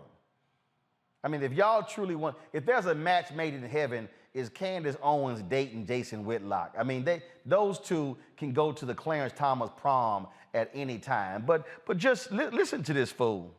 That was the tweet. And people subsequently demanded that the tweet be taken down for anti-Semitism. Now, if you are an honest person, you did not think this tweet was anti-Semitic. You did not think that he wrote this tweet because he hates or wants to genocide Jewish people. This does not represent the beginning of the Holocaust. That's if you're an honest person, you'll admit that. You will admit that, right? If you're an honest person, when you read this tweet, you had no idea what the hell he was talking about. I had no idea when I read this tweet what the hell he was talking about. This tweet inspired questions, not answers. First and foremost, right there. Okay, so here's the deal. Candace, that's probably the first time. We agree. We don't know what the hell he's talking about. We never know what the hell he's talking about. We don't know what the hell you talking about. We know what the hell he was talking about talking to Tucker Carlson. We never know what his crazy ass talking about. Why? Because his ass ignorant. Just like you. Now, I can't wait for Ben Shapiro, who is Candace's boss, who's Jewish, who's always commenting on anti-Semitism, cannot wait for him to break down the whole Kanye deal. But the thing I love here, Julian, Omakongo, and Renita, and Cleo, stay here for this segment, is I love how, oh, Lord, they were holding Kanye West up like he was they Nelson Mandela. And then when they sided with a fool, Julian, it was kind of like, it was sort of like that beam from The Simpsons, you know, back into the bush, like, what the hell are we thinking? They all running now, and trust me, they ain't gonna be praising Kanye when he goes full ignorant ass Kanye. Go ahead. You know, it's hilarious, Roland, because I couldn't believe the clips you compiled were these folks who, not that they're bright or anything, but should have known better than to praise Kanye to the heavens. All I have to say about him is this. I am certain that his mama is rolling over her grave. She was a serious Black woman academic, taught African-American studies. I'm sure something happened to him somewhere along the way, perhaps when she passed, but his... No, it wasn't when the boy got a mental... He's mentally sick, and we're going to call it what it is, and I guess he's trying to get the Mel Gibson Lifetime Achievement Award. For insanity? I don't know what the hell he's doing, but I'm gonna call it what it is. But what I'm not gonna do is call this fool his intellectual prowess and all those phrases them dumbasses at Fox News was throwing around. I mean, the boy done said he don't read books. See, this is what happens when y'all keep calling everybody a genius. Just because your ass make music don't make you a genius.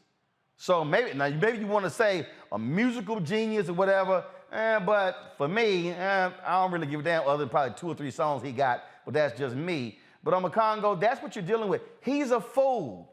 And when you see Fox News praising anybody black, we need to have a big old neon sign. Beware, praise of the Negro at Fox News.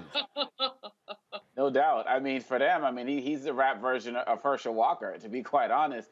And really, at the end of the day, what Candace Owens was doing, that was also kind of a CYA moment because she was kind of backtracking because she didn't want people coming for her with this anti-Semitic smoke as well.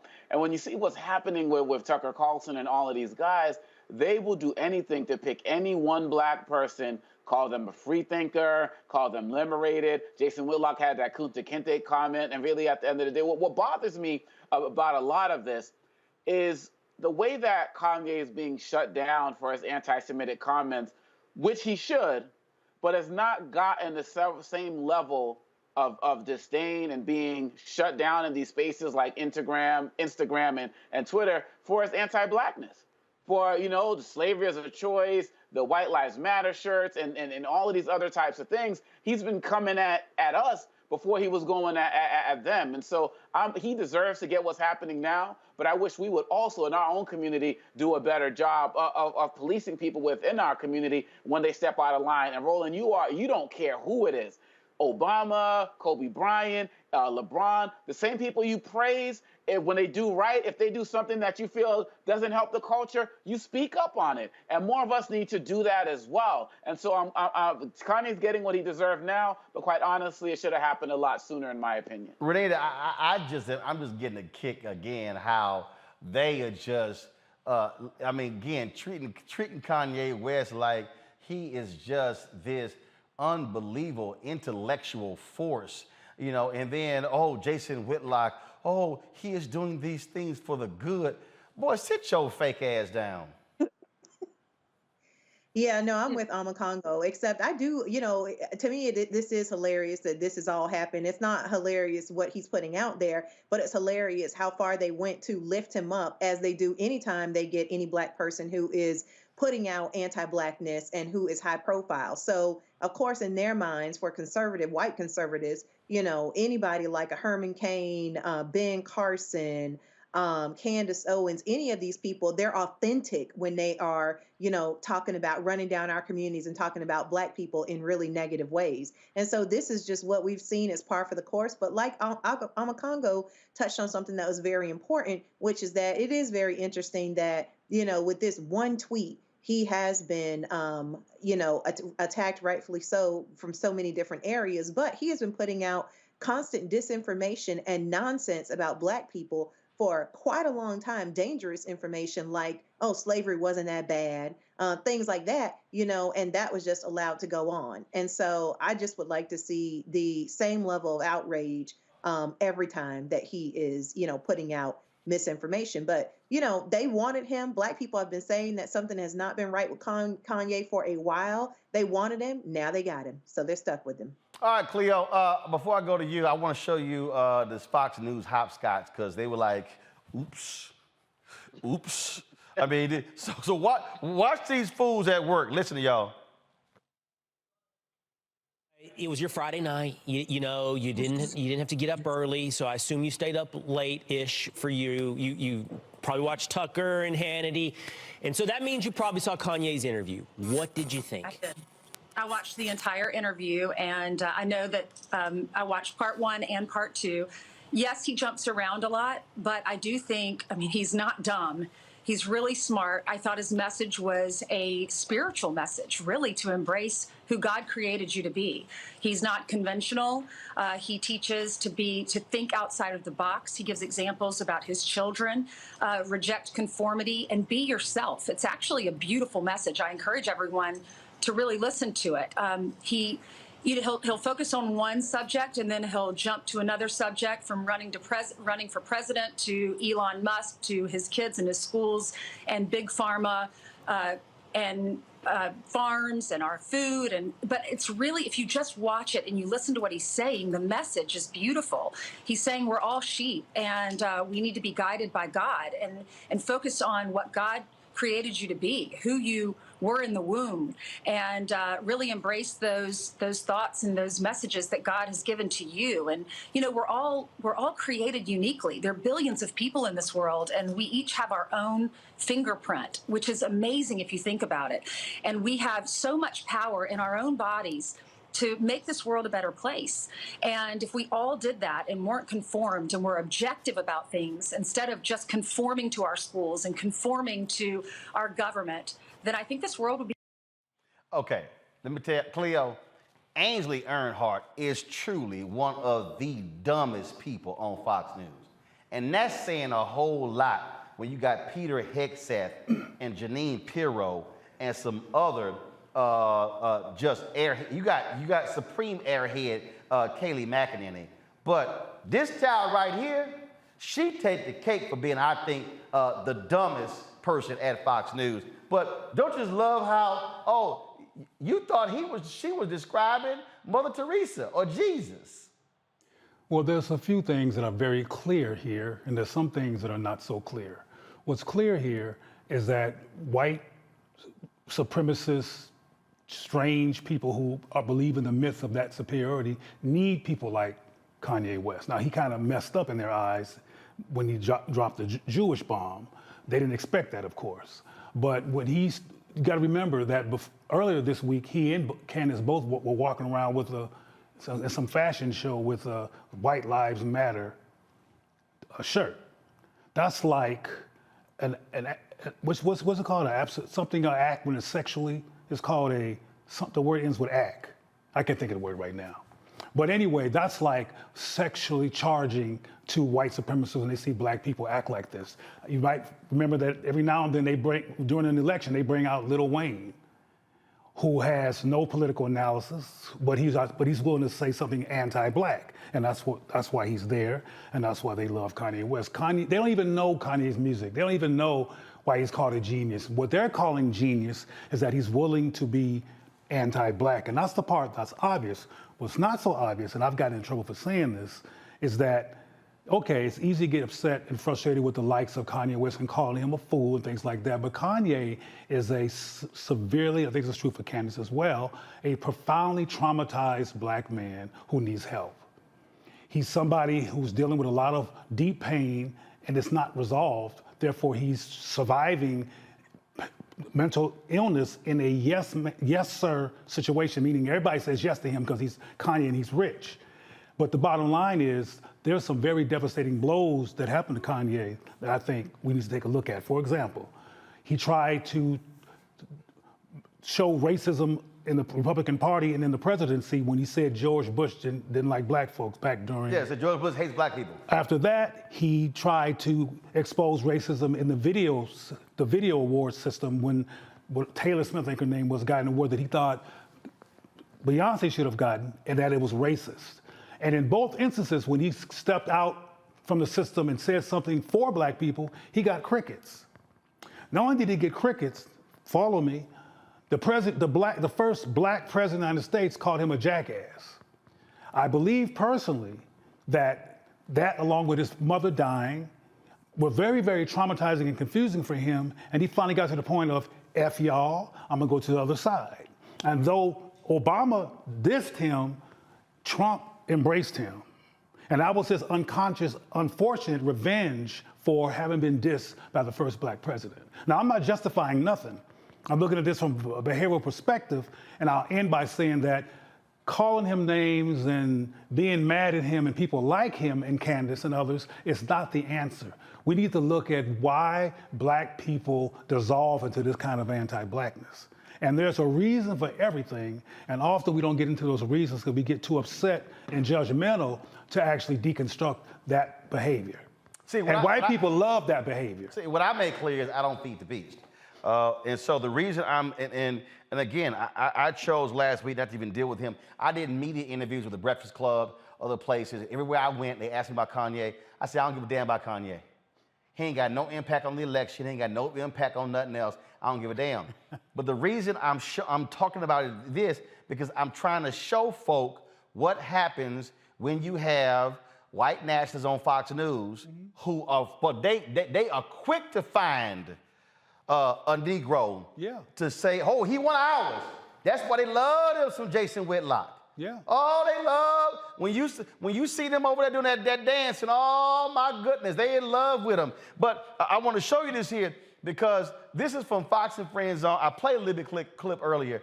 And again, I'm gonna show you how Will came, this Rachel Compost Duffy, and how Peter Hegseth. If y'all want to see how three people utterly embarrass themselves together, okay, if you want to see what standards and so-called journalistic practice looks like at Fox News, y'all gonna get a kick out of this one. Watch this.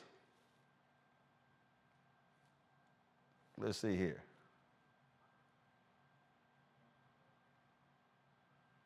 Hold on one second. I'm gonna come back to me. I'm gonna see if I had it set up. Because when I saw this story, y'all, when I said I hollered, I'm talking about I hollered because they were having a conversation. They were having a conversation about the tweets. But then what happened was they hadn't actually read them. And then they were told, so watch this. See if I can skip this ad. Okay. All right. I'm trying to skip this ad here. They got all these ads on here. Okay, here we go. Did y'all have it now? The last several years is, and I don't know, because I haven't seen these posts by Kanye. Something is branded racist or anti-Semitic, you know what I mean? But you never really see the original source material because in a media account of it, they don't repeat whatever it is. Right. This is a real trend over the last couple of years where the headline will say a certain thing and then you read the article and the article is conclusive, meaning it was racist, it was anti-Semitic, but the supporting evidence is never provided. And the only reason I say that is because I don't trust everybody making the calls. I'm not saying it wasn't anti-Semitic. I don't know because I don't get to see the original source material. It's censored. Okay, y'all, it was available to be seen. So Will Cain literally went on television to discuss a topic and then said, oh, I didn't see it, but I'm about to opine on it, and it's wrong, it got taken down, although I never saw it. Okay. I think that the new journalistic standard is don't repeat it if it is considered racist or anti-Semitic or whatever it may be. So therefore, just as a consumer, you don't ever, you just have to trust the storyteller. Yeah. You don't actually get to see the story. Well, I'm sorry. Okay, I'm sorry, y'all. This fool just said, sorry, y'all, I ain't read the tweet, but I'm discussing the tweet I haven't read. And then it's a shame because when the media talks about it, they never actually show you what he said. Your ass media! You're literally on the #1 cable news network, news in quotation marks. You are media. And you're like, the media doesn't show. Y'all not showing it. Will Cain, oh my God. Dude, do you know how stupid you sound? You literally sound like an idiot discussing a post and you go, I haven't read it. But it's a shame where we talk about things and the media never shows it. Y'all don't show it. Let me play the rest of this stupidity. Question that Kanye or Ye was going to have to be taken down after what happened in the Tucker Carlson interview, after wearing that shirt. He just crossed every line that you're not allowed to cross. And he exposed BLM for its corruption. He talked about pro-life issues. He has to be taken down. My understanding, Will, of what he said is that he claimed that his buddy P. Diddy, who you saw there in the Instagram post, was being controlled by Jewish corporate Hollywood types. That was what I understand what was the statement, which then they said was anti-Semitic and, referenced some tropes. And so then they had to cut him down. Again, we're in this weird era where people can't just say what they want to say and take responsibility, for what they said, whether it's with the sale of his shirts or his companies, whatever. But this idea that you have to just shut down his account is just, it's totally totalitarian, totally anti-American. Oh my God, I'm just so sorry that people just can't say what the hell they want to say. I mean, look, they just want to call you the N word, call you the K word, call you the B word, call you whatever you want. Look, I don't understand. Why can't people just say what they want to say and then they just sort of take real responsibility with it? But how dare they take down something they might consider to be racist? Oh my God. What in the world must be done? What must we do? Oh, I'm sorry. Were there any Fox News people who were fired for, sending, pics of their penis around? I don't know. Eric Bolling? I don't know. Ed Henry got fired for sexual impropriety. I don't know. Bill O'Reilly. We can keep going. Were there any Fox News people who made racist comments and then they no longer employed there? Yeah, I think so. Wasn't Bob Beckel, did he make some sort of racial comment and got taken off the air and got fired? Yeah, I think that's what happened to him. So I'm confused, Rachel, what the hell you're talking about. Okay, let me show the rest of this stupidity. Okay, here we go. It's just wrong. I don't know what he said. Maybe it was that's what I understand. Anti-Semitic. We should clear that up, though. Listen, I'm no. Wow. Okay. Peter Hegseth. I don't know what he said. I'm sorry. I'm talking about something. I don't know what he said. Then she goes, maybe we should clear that up. Wow, that's a novel ass idea.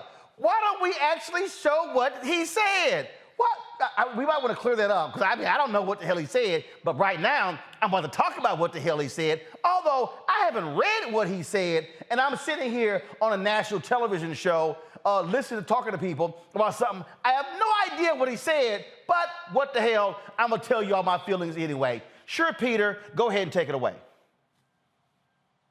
Of course. But the question you have to ask yourself is, would he have been restricted on Instagram if he hadn't given the Tucker Carlson interview? So what happens is he gives the interview, speaks out.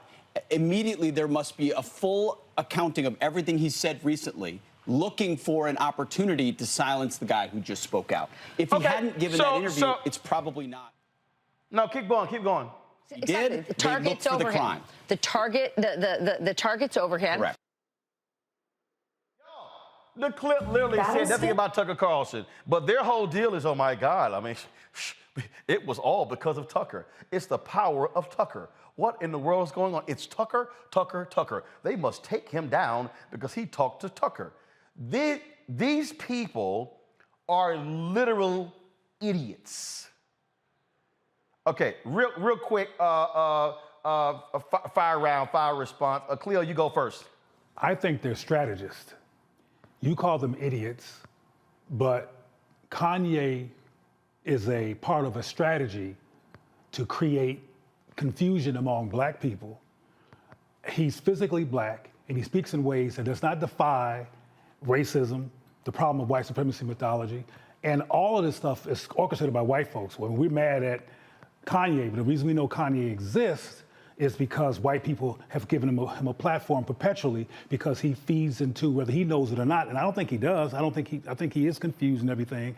And he loves the attention, so he doesn't have a critical analysis of why they keep calling me. He just takes advantage of being called and is enjoying the spotlight. But he is indeed part of a strategy, and those people you're calling idiots who are not making any sense, who are not watching these shows, but who have a huge platform, are all strategists for the perpetuation of white control. But I have a question, if you don't mind.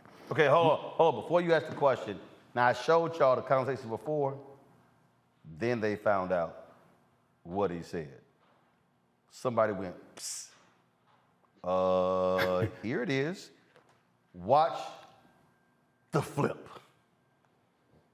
This, Ye West threatening to go to war with Jewish people on Twitter.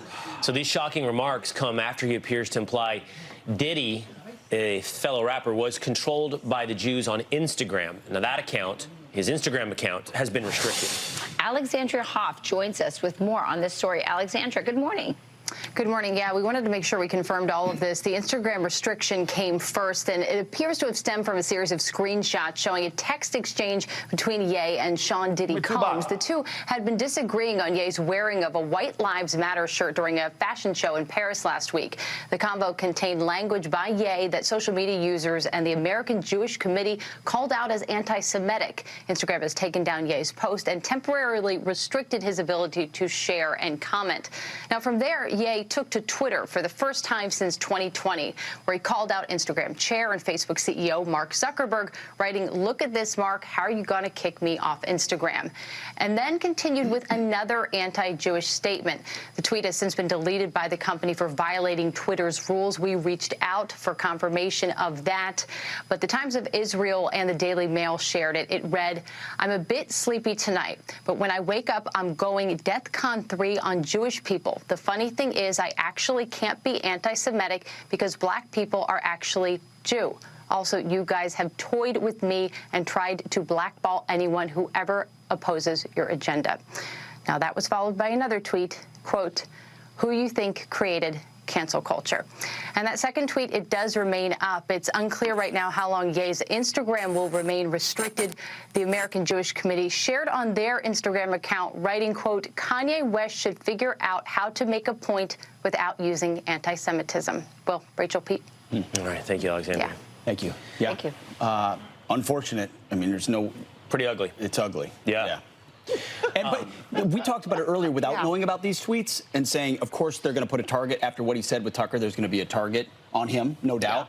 Yeah. But in this particular case, I mean, he brought the target with that. And then the question is, should he be removed from Instagram, and who gets to decide that, or Facebook or whatever? And I think that's the question, not just about Kanye, about everybody.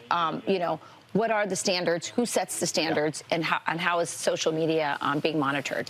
And one could argue, if you are really interested in exposing and diminishing racism or anti-Semitism in the world, that you're better off knowing that it exists. And if we pursue a policy or a culture in the world where we constantly silence, censor, and cancel, you don't know what exists underneath the surface. That's a good point. So to your point, Rachel, condemnable sentiments from Kanye West. What is the appropriate reaction? Meaning, is censorship and silence the appropriate reaction to actually accomplish a goal? I can't listen to this bullshit anymore. Y'all saw how they shift? Oh my God, these. Oh my goodness. You saw how the tone shifted? Right now, let's go to breaking news.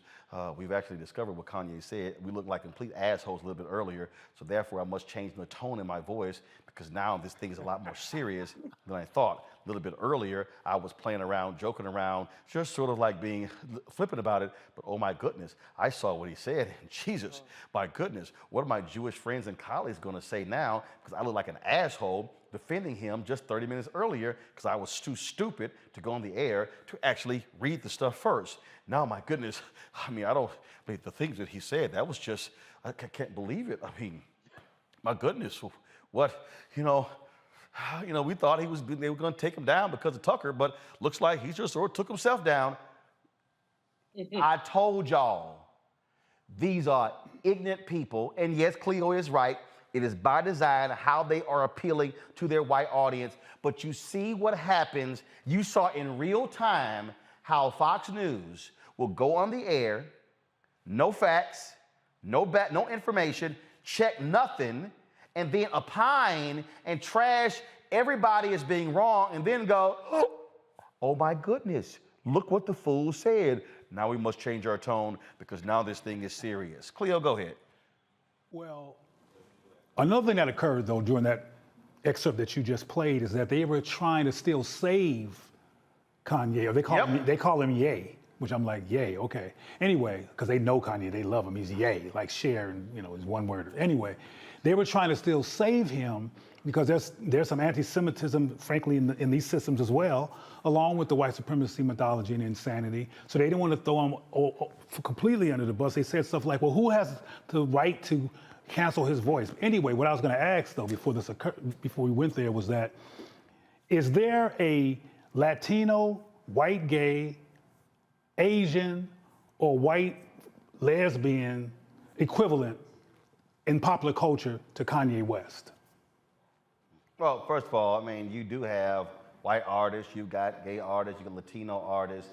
So, but I know, but the equivalent. Well, first of all, when you say equivalent, you got somebody who's in music. He was married to a Kardashian. He's got a fashion line. So I mean, so that's it's not a comparison. They will bring in Lil Wayne with no record on the charts. Again, or no nothing. But you understand what agenda is. I mean, that's what you know exactly what their agenda is. The thing here, Omakongo, that jumps out at me. You saw how they oh my goodness. I mean, we look like fools. This is what happens when you go on air. No one will tell you talk about. All they had to do was lead with that woman who brought in the actual tweet, and their whole conversation would have been different. But they can't help who they are. And this is the same thing that Republican Congress folks do whenever a comment's made. Oh, I haven't read the transcript, or I haven't said it. Then when they get exposed to it, they say, oh, maybe I would have said it differently. This proves full stop that Fox is, we all know this, but people need to be reminded that Fox is not a media organization. They are media personalities, but they are not journalists. And for them to sit there and act like, oh my gosh, this is just someone's free speech and so on and so forth, let us be reminded that black people and Jewish people, black people number one and Jewish people number two, are consistently the number 1 and 2 targets for hate crimes in this country. And it has been on the rise over 200% over the last 5 years at different points. So these words matter, and you have to call it out when you see it, and you got to do your research. Number one network out there. So I'm glad they got exposed like that, but people need to start calling them out just as much as we're calling out Ye, because they gave him a platform to spread that ignorance. And what they tried to do there, Renita, is to make it all about Tucker Carlson, which is all about themselves, serving their self-serving interests. Well, no, he was the fool who made the comments. And yeah, Tucker's been real quiet over the weekend on his Twitter feed because, see what happens when you talk to Ye, and then now he's Nay. Yeah. And you know what? The thing is that anti-Semitism is rampant on the right. And they agree with the values of anti-Semitism, but they can't say it because white supremacy knows today that they have got to keep every white-looking person, white adjacent person, anybody who's willing to roll around in white supremacy, they need all the numbers because others, like, black and brown folks, we are outnumbering them. And so they're trying to keep every single bit of everybody that they can, even if they have to take a mini break away from that person. But the other panelist was asking about examples in other communities. This is what Republicans do and conservatives do and white supremacy does in general. Yeah, there are plenty of examples. They will get anybody who is willing to disparage a community that they have systematically attacked. So as somebody who is both queer and black myself, I can tell you that they regularly pull up Caitlyn Jenner to talk about transgender folks. They regularly, Herschel Walker's son. I mean, had you seen his videos before he came out and blasted his dad? He was talking all about how we don't need Juneteenth and black people should just stick with the 4th of July. He regularly talks about how we don't need gay pride and how that should just be abolished. So they're good at collecting folks from various different communities who will basically stand up and say, no, conservatives are not racist. No, they are not anti-LGBTQ. No, they are not anti-Semitic. No, they are not. Whatever type of shield they need, they have plenty of folks who are willing to do it for them. And Kanye and Candace are just the two that they're using right now. Julian, final comment real quick. Sure. I mean, I think that I agree with Cleo that this is all about strategy and about ways to get black people at each other. I've discussed it with Kanye West, but I've been discussing with him for a long time. But that fact that Fox News missed a Bojangles rap of, okay, I'm going forward, I'm going back. They've already indicted themselves. Most of us don't pay them any mind. Candace Owens needs to be put up somewhere because what she said was silly. It was really silly. It made no sense at all. But this whole thing at some level makes no sense and is silly. We look at the state of Black America, the state of us in this economy. Why are we talking about Kanye West? Well, here's the deal. Again, the issue right here is not a question with Kanye. It's understanding the folks who want to harm black people, who they want to amplify and promote as being having intellectual prowess, and somehow let's listen to them. And that's why I keep trying to tell people, it's a danger when you listen to fools just because they are entertainer. No, it's a whole bunch of entertainers out there who are actually informed. A Jesse Williams, someone along those lines. I have never, ever looked to Kanye West for any critical thought on a damn thing, and never will. Cleveland, I certainly appreciate it. Thanks a lot. Folks, got to go to break. We come back. We're going to talk about, of course, Fit, Live, Win segment. All right, temperature's changing. Y'all see I'm wearing the Morehouse sweatshirt. Y'all know it's killing me because I love heat. But what are some basic exercises you can do in the house? You don't have a gym, you can't go outside, might be unsafe or just too damn cold, that you can start doing to keep yourself moving and fit and active. My next guest will join us to show us some of the stuff that you can do. That's next. Roland Martin Unfiltered on the Black Star Network. Back in a moment.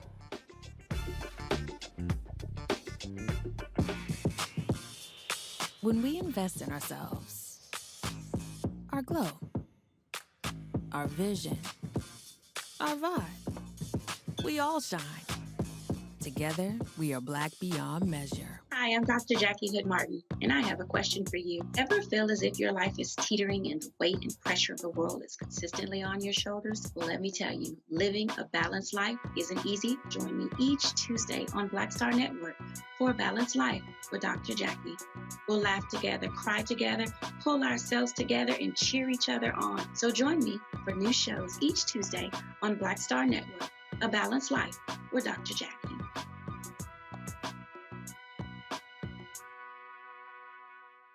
When we invest in ourselves, we all shine. Together, we are Black beyond measure. You know what's on the ballot. It's not just legislation and policies we believe in. It's democracy. Our democracy. There's a choice on the ballot between freedom and fear, between cruelty and compassion, between chaos and community, between voting or violence. And the end of rights generations have fought for. The extremists have a plan, a roadmap for a nation where your voice is silenced and your vote is a memory, where they count their votes and cast ours aside. That's why this year, this fight, this vote is so important. Register, engage, volunteer, fight back against the disinformation and despair, and most of all, vote. Because your vote is all that stands between our future and theirs. It's Kim Whitley. Yo, what's up? This your boy Ice Cube. Hey, yo, Peace World. What's going on? It's the Love King of R&B, Raheem Devon, and you're watching Roland Martin Unfiltered.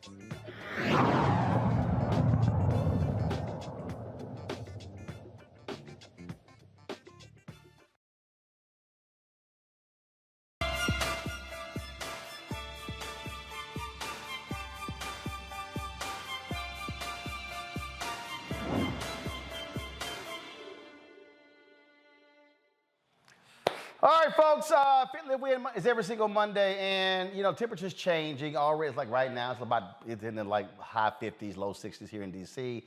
Fall has arrived, and we're seeing what's happening. And so the reality is a lot of people have been spending all their time outdoors, but now they're going to go indoors. What typically happens is we go indoors, we're hibernating, not moving as much, not being as active. Renita over there shaking her head already. She's like, yeah, you're right. So the question is, all right, what do we do, okay, if we're now indoors a lot more? We don't have home gyms. We don't have treadmills inside. So I called up Asia Johnson and said, hey, let's talk about that. She joins us right now. What's happening? Hello. Thank you for having me. All right, then. So you always, of course, she's always on her Instagram page, just sitting here working, lifting weights, doing all kind of stuff. You know, she be a Miss Workout Queen, everything like that, showing everybody her abs and all that good stuff. But the thing here is this here, and again, what we're talking about here, for a lot of people, again, weather changes, they stay inside, they're not moving, they're more sedentary. But folks also can't afford. Some people don't want to go to the gym. Again, that's got to drive somewhere, or they can't afford it, can't afford a home gym. And so what are some things that people can do that's real basic, low cost, in their home, not a lot of space, to be able to still stay active? So first, before we talk about some exercises, talk about the importance of keeping moving. Okay. So yeah, you want to make sure that you're always moving. It's like a door handle, right? A hinge. If you never open that door, when you go to open it, it's gonna be rusty. It's gonna be hard to open, and that's your joints. That's your body. Aside from that, working out and fitness has a lot of benefits for you. It's gonna keep your stamina up. It's gonna keep you healthy. It keeps your immune system up, and just keep you general in a good mood and with high energy. And again, there are a lot of people, of course, who walk in. There's some people, they talk about high impact training. Others talk about, look, just taking you just a regular walk. But again, it's keeping your body moving. Sometimes, like if I'm watching television show, I might just get on the treadmill and just walk while watching it versus just sitting there on the couch. It's moving your body. Right. And keep it simple. People tend to overcomplicate fitness. It doesn't have to be complicated. You want to just make sure you're moving, whatever that looks like for you. Sure, it might be the person on Instagram, they're doing box jumps and whatever else, but for you, it might be walking on the treadmill while you're watching TV, or getting on the floor doing a few crunches, or some dips on the sofa, whatever that looks like, going for a walk after work, going for a walk after a meal, something like that, as long as you're still moving. That's the key. Absolutely. Now, I did not bring them with me. I should have. Literally, I got off the plane and came into the office today. But there are some bands that I use, also that I travel with, because what happens is when you're on the road, you're going into hotels. Sometimes I'm getting in early, sometimes I'm getting in late, and then a lot of times you can't always. So some people want to be safe as well. And so I utilize these fitness bands from the folks at let me close that at Undersun. And the reason I think bands are pretty cool, because again, you can place it in the door. You can place it in different places. And to me, I like that, because again, if you don't have room for a full-scale gym, bands really, I think, work well. Absolutely. Absolutely. And those are a really good cost-effective investment. You can go on Amazon. Your favorite Instagram trainer, me, has bands as well. And you can pretty much find them anywhere. Even I've seen them at Marshall's and Target and things like that. But they're really easy and accessible, inexpensive way to kind of diversify the movements that you're able to do anywhere, not just at home. Like you mentioned, you can do them at the hotel, you can do them at the airport. You can get a quick workout in 15 to 20 minutes using your bands without having to go purchase dumbbells or have equipment with you. Absolutely. And then, of course, like I said, there are different types of bands out there, and I use those because they have different ones in terms of for strength. So some are lighter, then some are stronger. So basically, that replaces weights. Absolutely. Okay, so let's talk about this band here. I utilize one of these here. Of course, same thing when I'm on the treadmill or whatever. So walk us through, again, what this basic band, how you can use it in multiple ways just in your house. Right. So a resistance band is just going to do that. It's going to give you resistance, which is the same thing that a weight does. It's just a different form of resistance. Like I said, I love these because they're super convenient and inexpensive. So you can do basic things. The best that I love is having it right here, right like mid-thigh, a little bit above your knee, and you just want to come out. You can do squats here, and that resistance is going to activate your glutes, your thighs, your hamstrings. See, I could already hear Julianne going, "Oh my God, no!" See, I could already hear her right now just squealing in pain. So it burns so good. And some folks obviously do them without bands. Right, and you don't have to have the band. So the band is how low added are you supposed to go? How low? For the squat. You want to go right like you're going to sit in a chair, right? So when you do a squat, it's important you want to sit your hips back and down into your heels like you're about to sit in a chair. All right, into the heels, okay. Right, you never want your knees. On your toes. Right, you never want your knees to go over your toes. Got it. Right, Okay, cool. a nice flat foot, a nice sound foundation. So you're in the house, okay, so how many squats should you do? How many sets? You want to stick to around 10 or 12 and do 3 or 4 sets. 3 or 4 sets of 10 or 12. Correct. Okay, got it. All right, squats. Now, with the same band, you got them on your thighs now. Where else can you use that same band?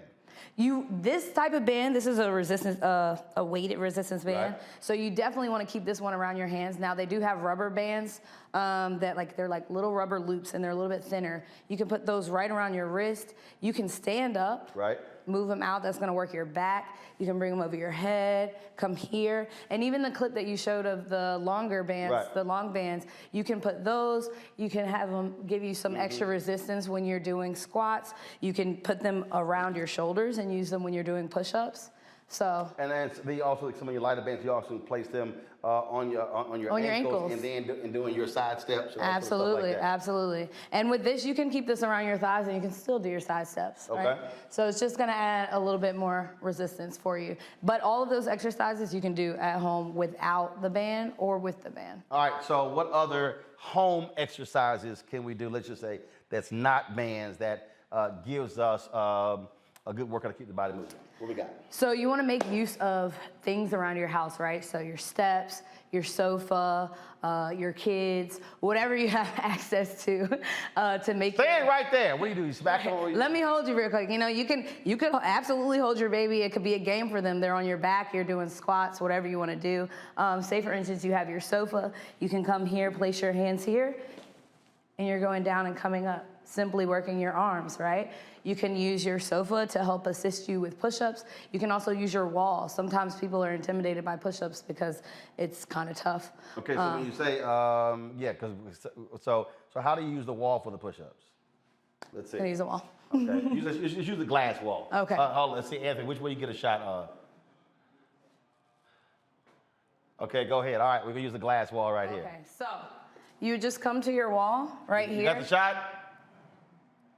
All right, zoom in. Yeah, we got robotic cameras in here, so right. We didn't plan that one yet. So, okay, so as opposed to doing the push-ups on the floor, ground, you can modify them, right, and you're coming against the wall. You're against the wall. So spread your feet, and you're just pushing yourself into the wall, pushing back up. All right. Exactly. Cool. Perfect. And so that's a modification that you can do instead of doing traditional push-ups on the ground. Cause a lot of people hate traditional push-ups because on your shoulders, the stress all that. Tough. It's tough, especially with your body weight. Sometimes it can be a lot of on your wrists. Right. It can be a lot of pressure on your wrists. It can be a lot of pressure on your shoulders. So one way to alleviate that pressure and to modify it is to go to a wall and do a standing push-up. Okay, so I saw somebody doing lunges, and they were actually they had water jugs. Okay. So versus having dumbbells, they were using that. I was kind of like, okay, that's pretty cool.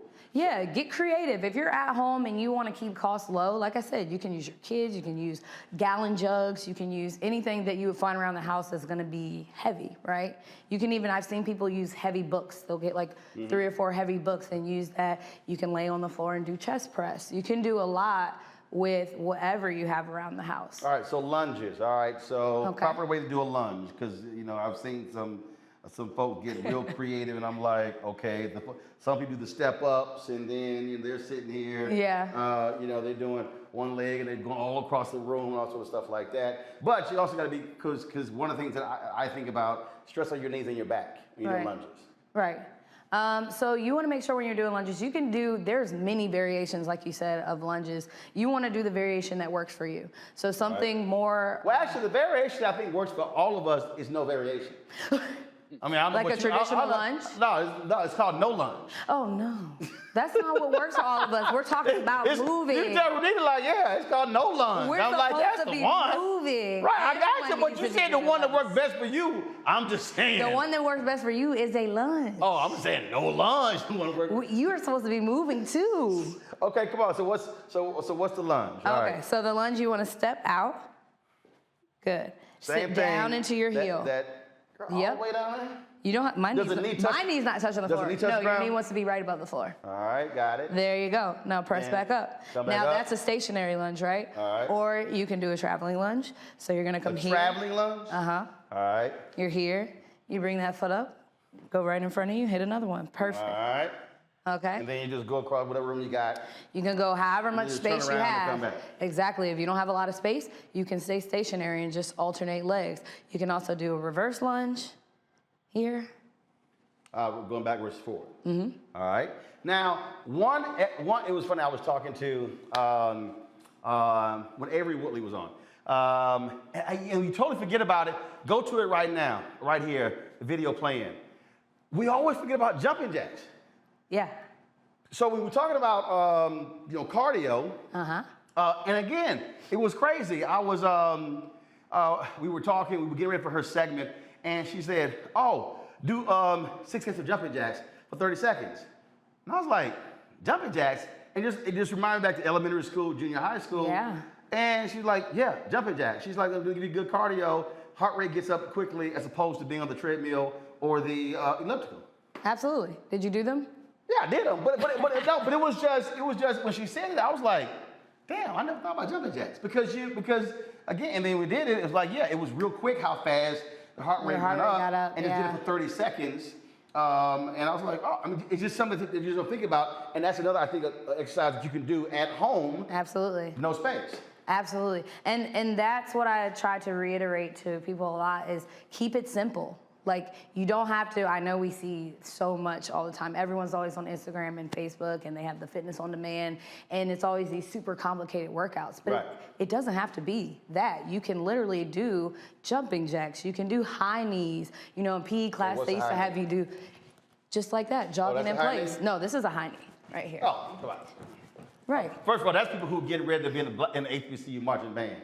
And that was exercise they had to do. All right, so high knees, you can do jogging in place. High knees, jogging in place. You can do the jumping jacks, like you said, push-ups, sit-ups, lunges, squats, wall sits. Make use of the stuff in your house. There's so many things that you can do. Wall sit. All right, what the hell is a wall sit?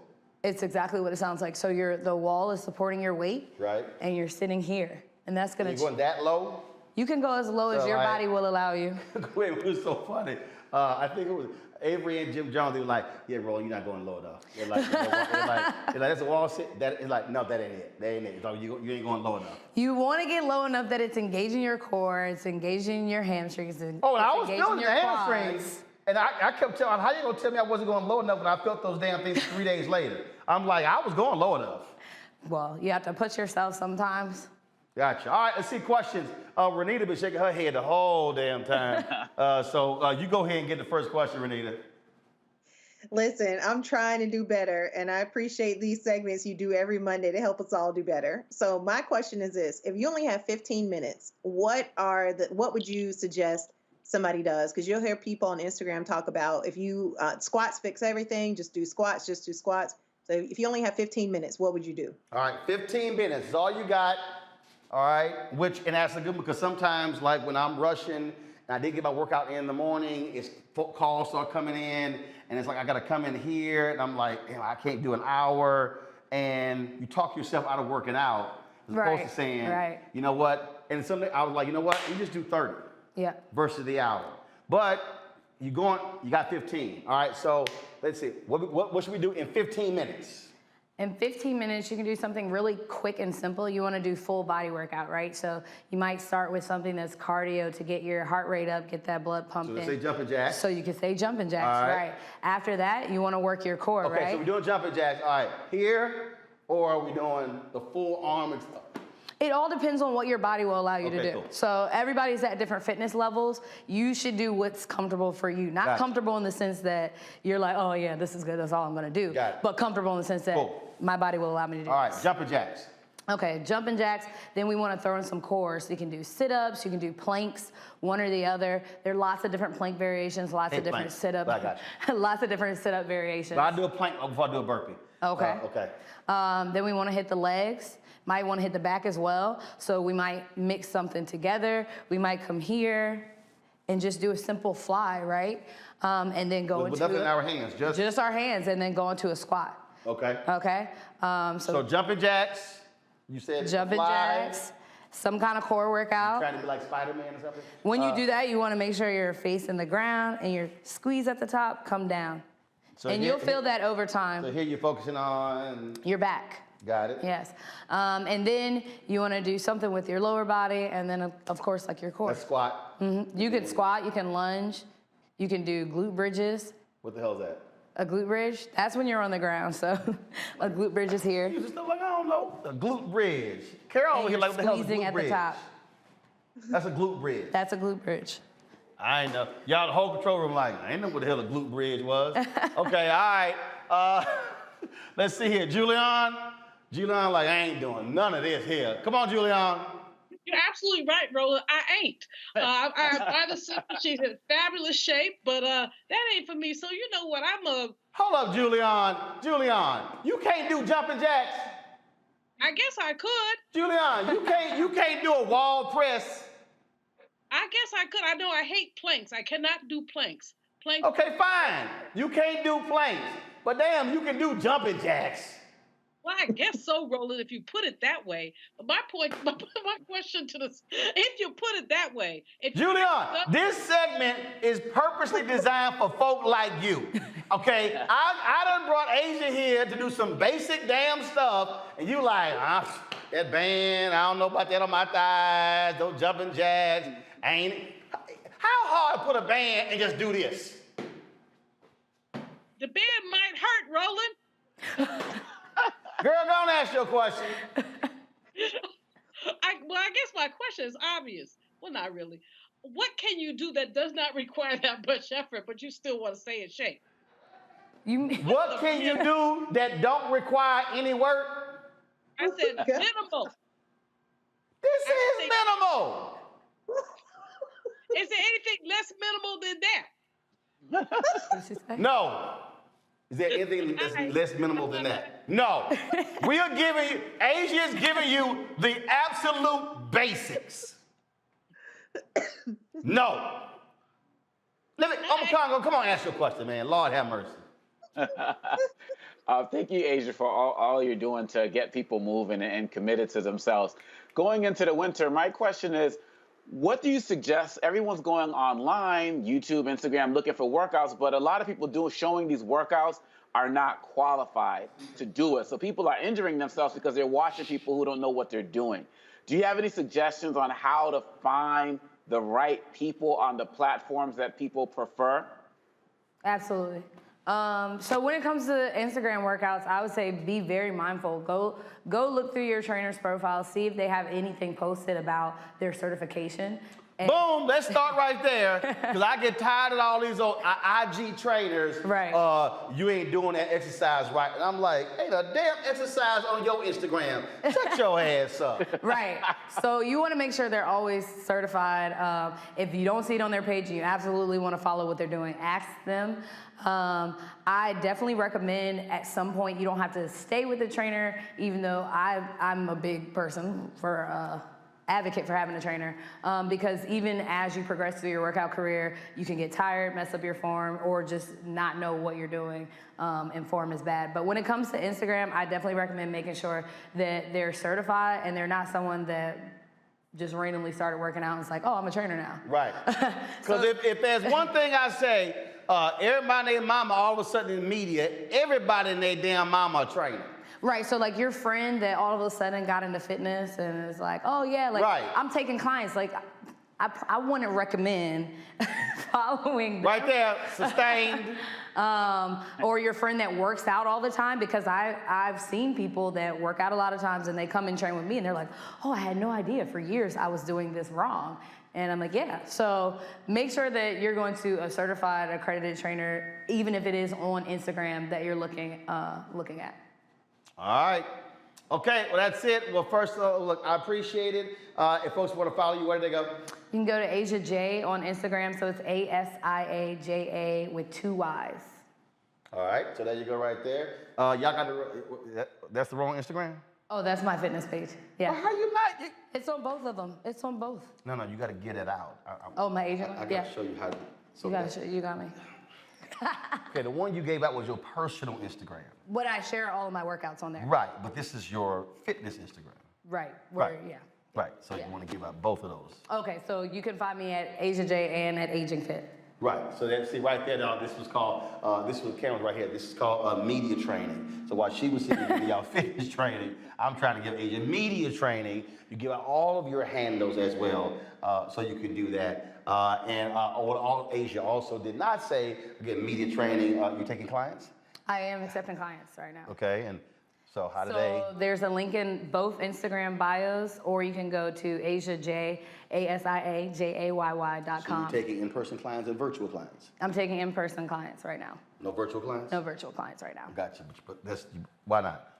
Right now? Right. Because it's full.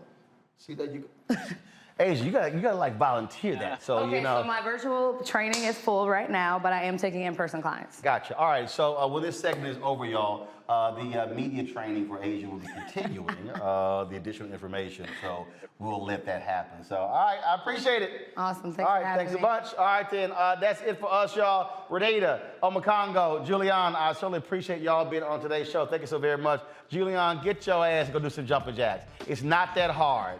It's not that hard. This band, how much this band cost? 25. It's $25, Julian. It's a simple band. You can get the other bands where they like, it's like blue, green, yellow. They lightweight. She told you. You can get a band and just stand your ass in your office and just do this. You can just do this here. And I will say this here. That is important. I'll say this here. As we get older, we should be doing several different things, stretching in terms of our shoulders and our hips because they get tighter. I can tell you, I play lots of golf. And so that's also important, which is also why, and I'm not endorsing, but just so y'all know, wherever I go, my massager travels with me everywhere. One, I fly a lot, and so when you're sitting down all the time, I'm always using this here, and that's the other thing here. Last thing, when we're working out, stretch before and after. Yes. Why? Because you want to make sure you're staying loose to your body, your muscles are warmed up. So before you begin your workout, you just don't just jump in right into it. You don't. You warm always up. want to warm up before. That's how you end up pulling something. Muscles get tight when we're sleeping, laying down, sitting. Things get tight. So you want to loosen everything up before you go right into it. Think about like a rubber band. You're not going to take an old rubber band that's been sitting around and try to stretch it around something huge because it's going to rip, right? Yep. So you want to think about your muscles the same way, kind of warm it up, get it pliable, and then begin your workout. That's why I always use my massages, so for my hips, flexor, open them up, also for shoulders and the back as well. So this stays in my golf bag. So before I play, I use this. And cats like, man, what you doing? I'm like, no, I ain't hitting cold. Right. And so and again, folks, so this dropped right to my backpack again. I travel a lot, and I will sit here and hit my calves, my thighs, my hamstrings, my whole body. I'll be they be jealous on the plane. I was like, oh, y'all should have got y'all one. But it is important for us to keep our body loose and not just jump right into it. So, all right, I appreciate it. All right, Thanks for having me. Appreciate it. All right. Again, that's it for y'all. This is for us. Renita, Omakongo, Julian, thanks a lot. Y'all don't forget, download the Black Star Network app, available on all platforms. Android phone, Apple phone, Android TV, Apple TV, Roku, Amazon Fire TV, Xbox One, Samsung Smart TV. Also, you can join the Bring the Funk fan club. Every dollar you give goes to support this show and what we do. Yes, you can also when you stretch, you can also reach your back. P.O. Box 57196, Washington, D.C. 20037, 0196. And no, Carol, you cannot borrow my massager. Get your own. Cash App, $RM Unfiltered. PayPal is R Martin Unfiltered. Venmo is RM Unfiltered. Zelle is Roland at RolandSMartin.com. Roland at RolandMartinUnfiltered.com. And get your copy of my book, White Fear, How the Browning of America is Making White Folks Lose Their Minds. Available on all platforms, please, so you can get that. You know how we do it, y'all. And so you can also order from a black bookstore. Download it, please. You can download it as well from the great folks at, hold up, I'm doing something else, y'all.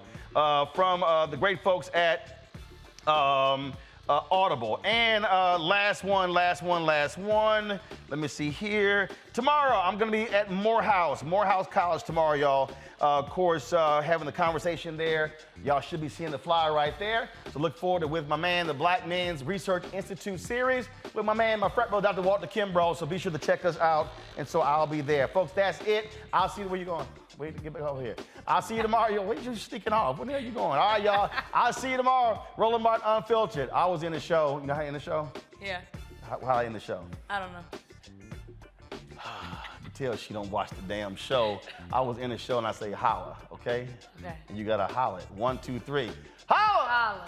What? That was a tired. You didn't like that? You That didn't was like a tired ass holla. I want to yell. That's the whole point. Holla like that. That's what it. She went howl. Holla. That's what I'm saying. That's what she went howl. Holla. All right. 1, 2, 3. Holla.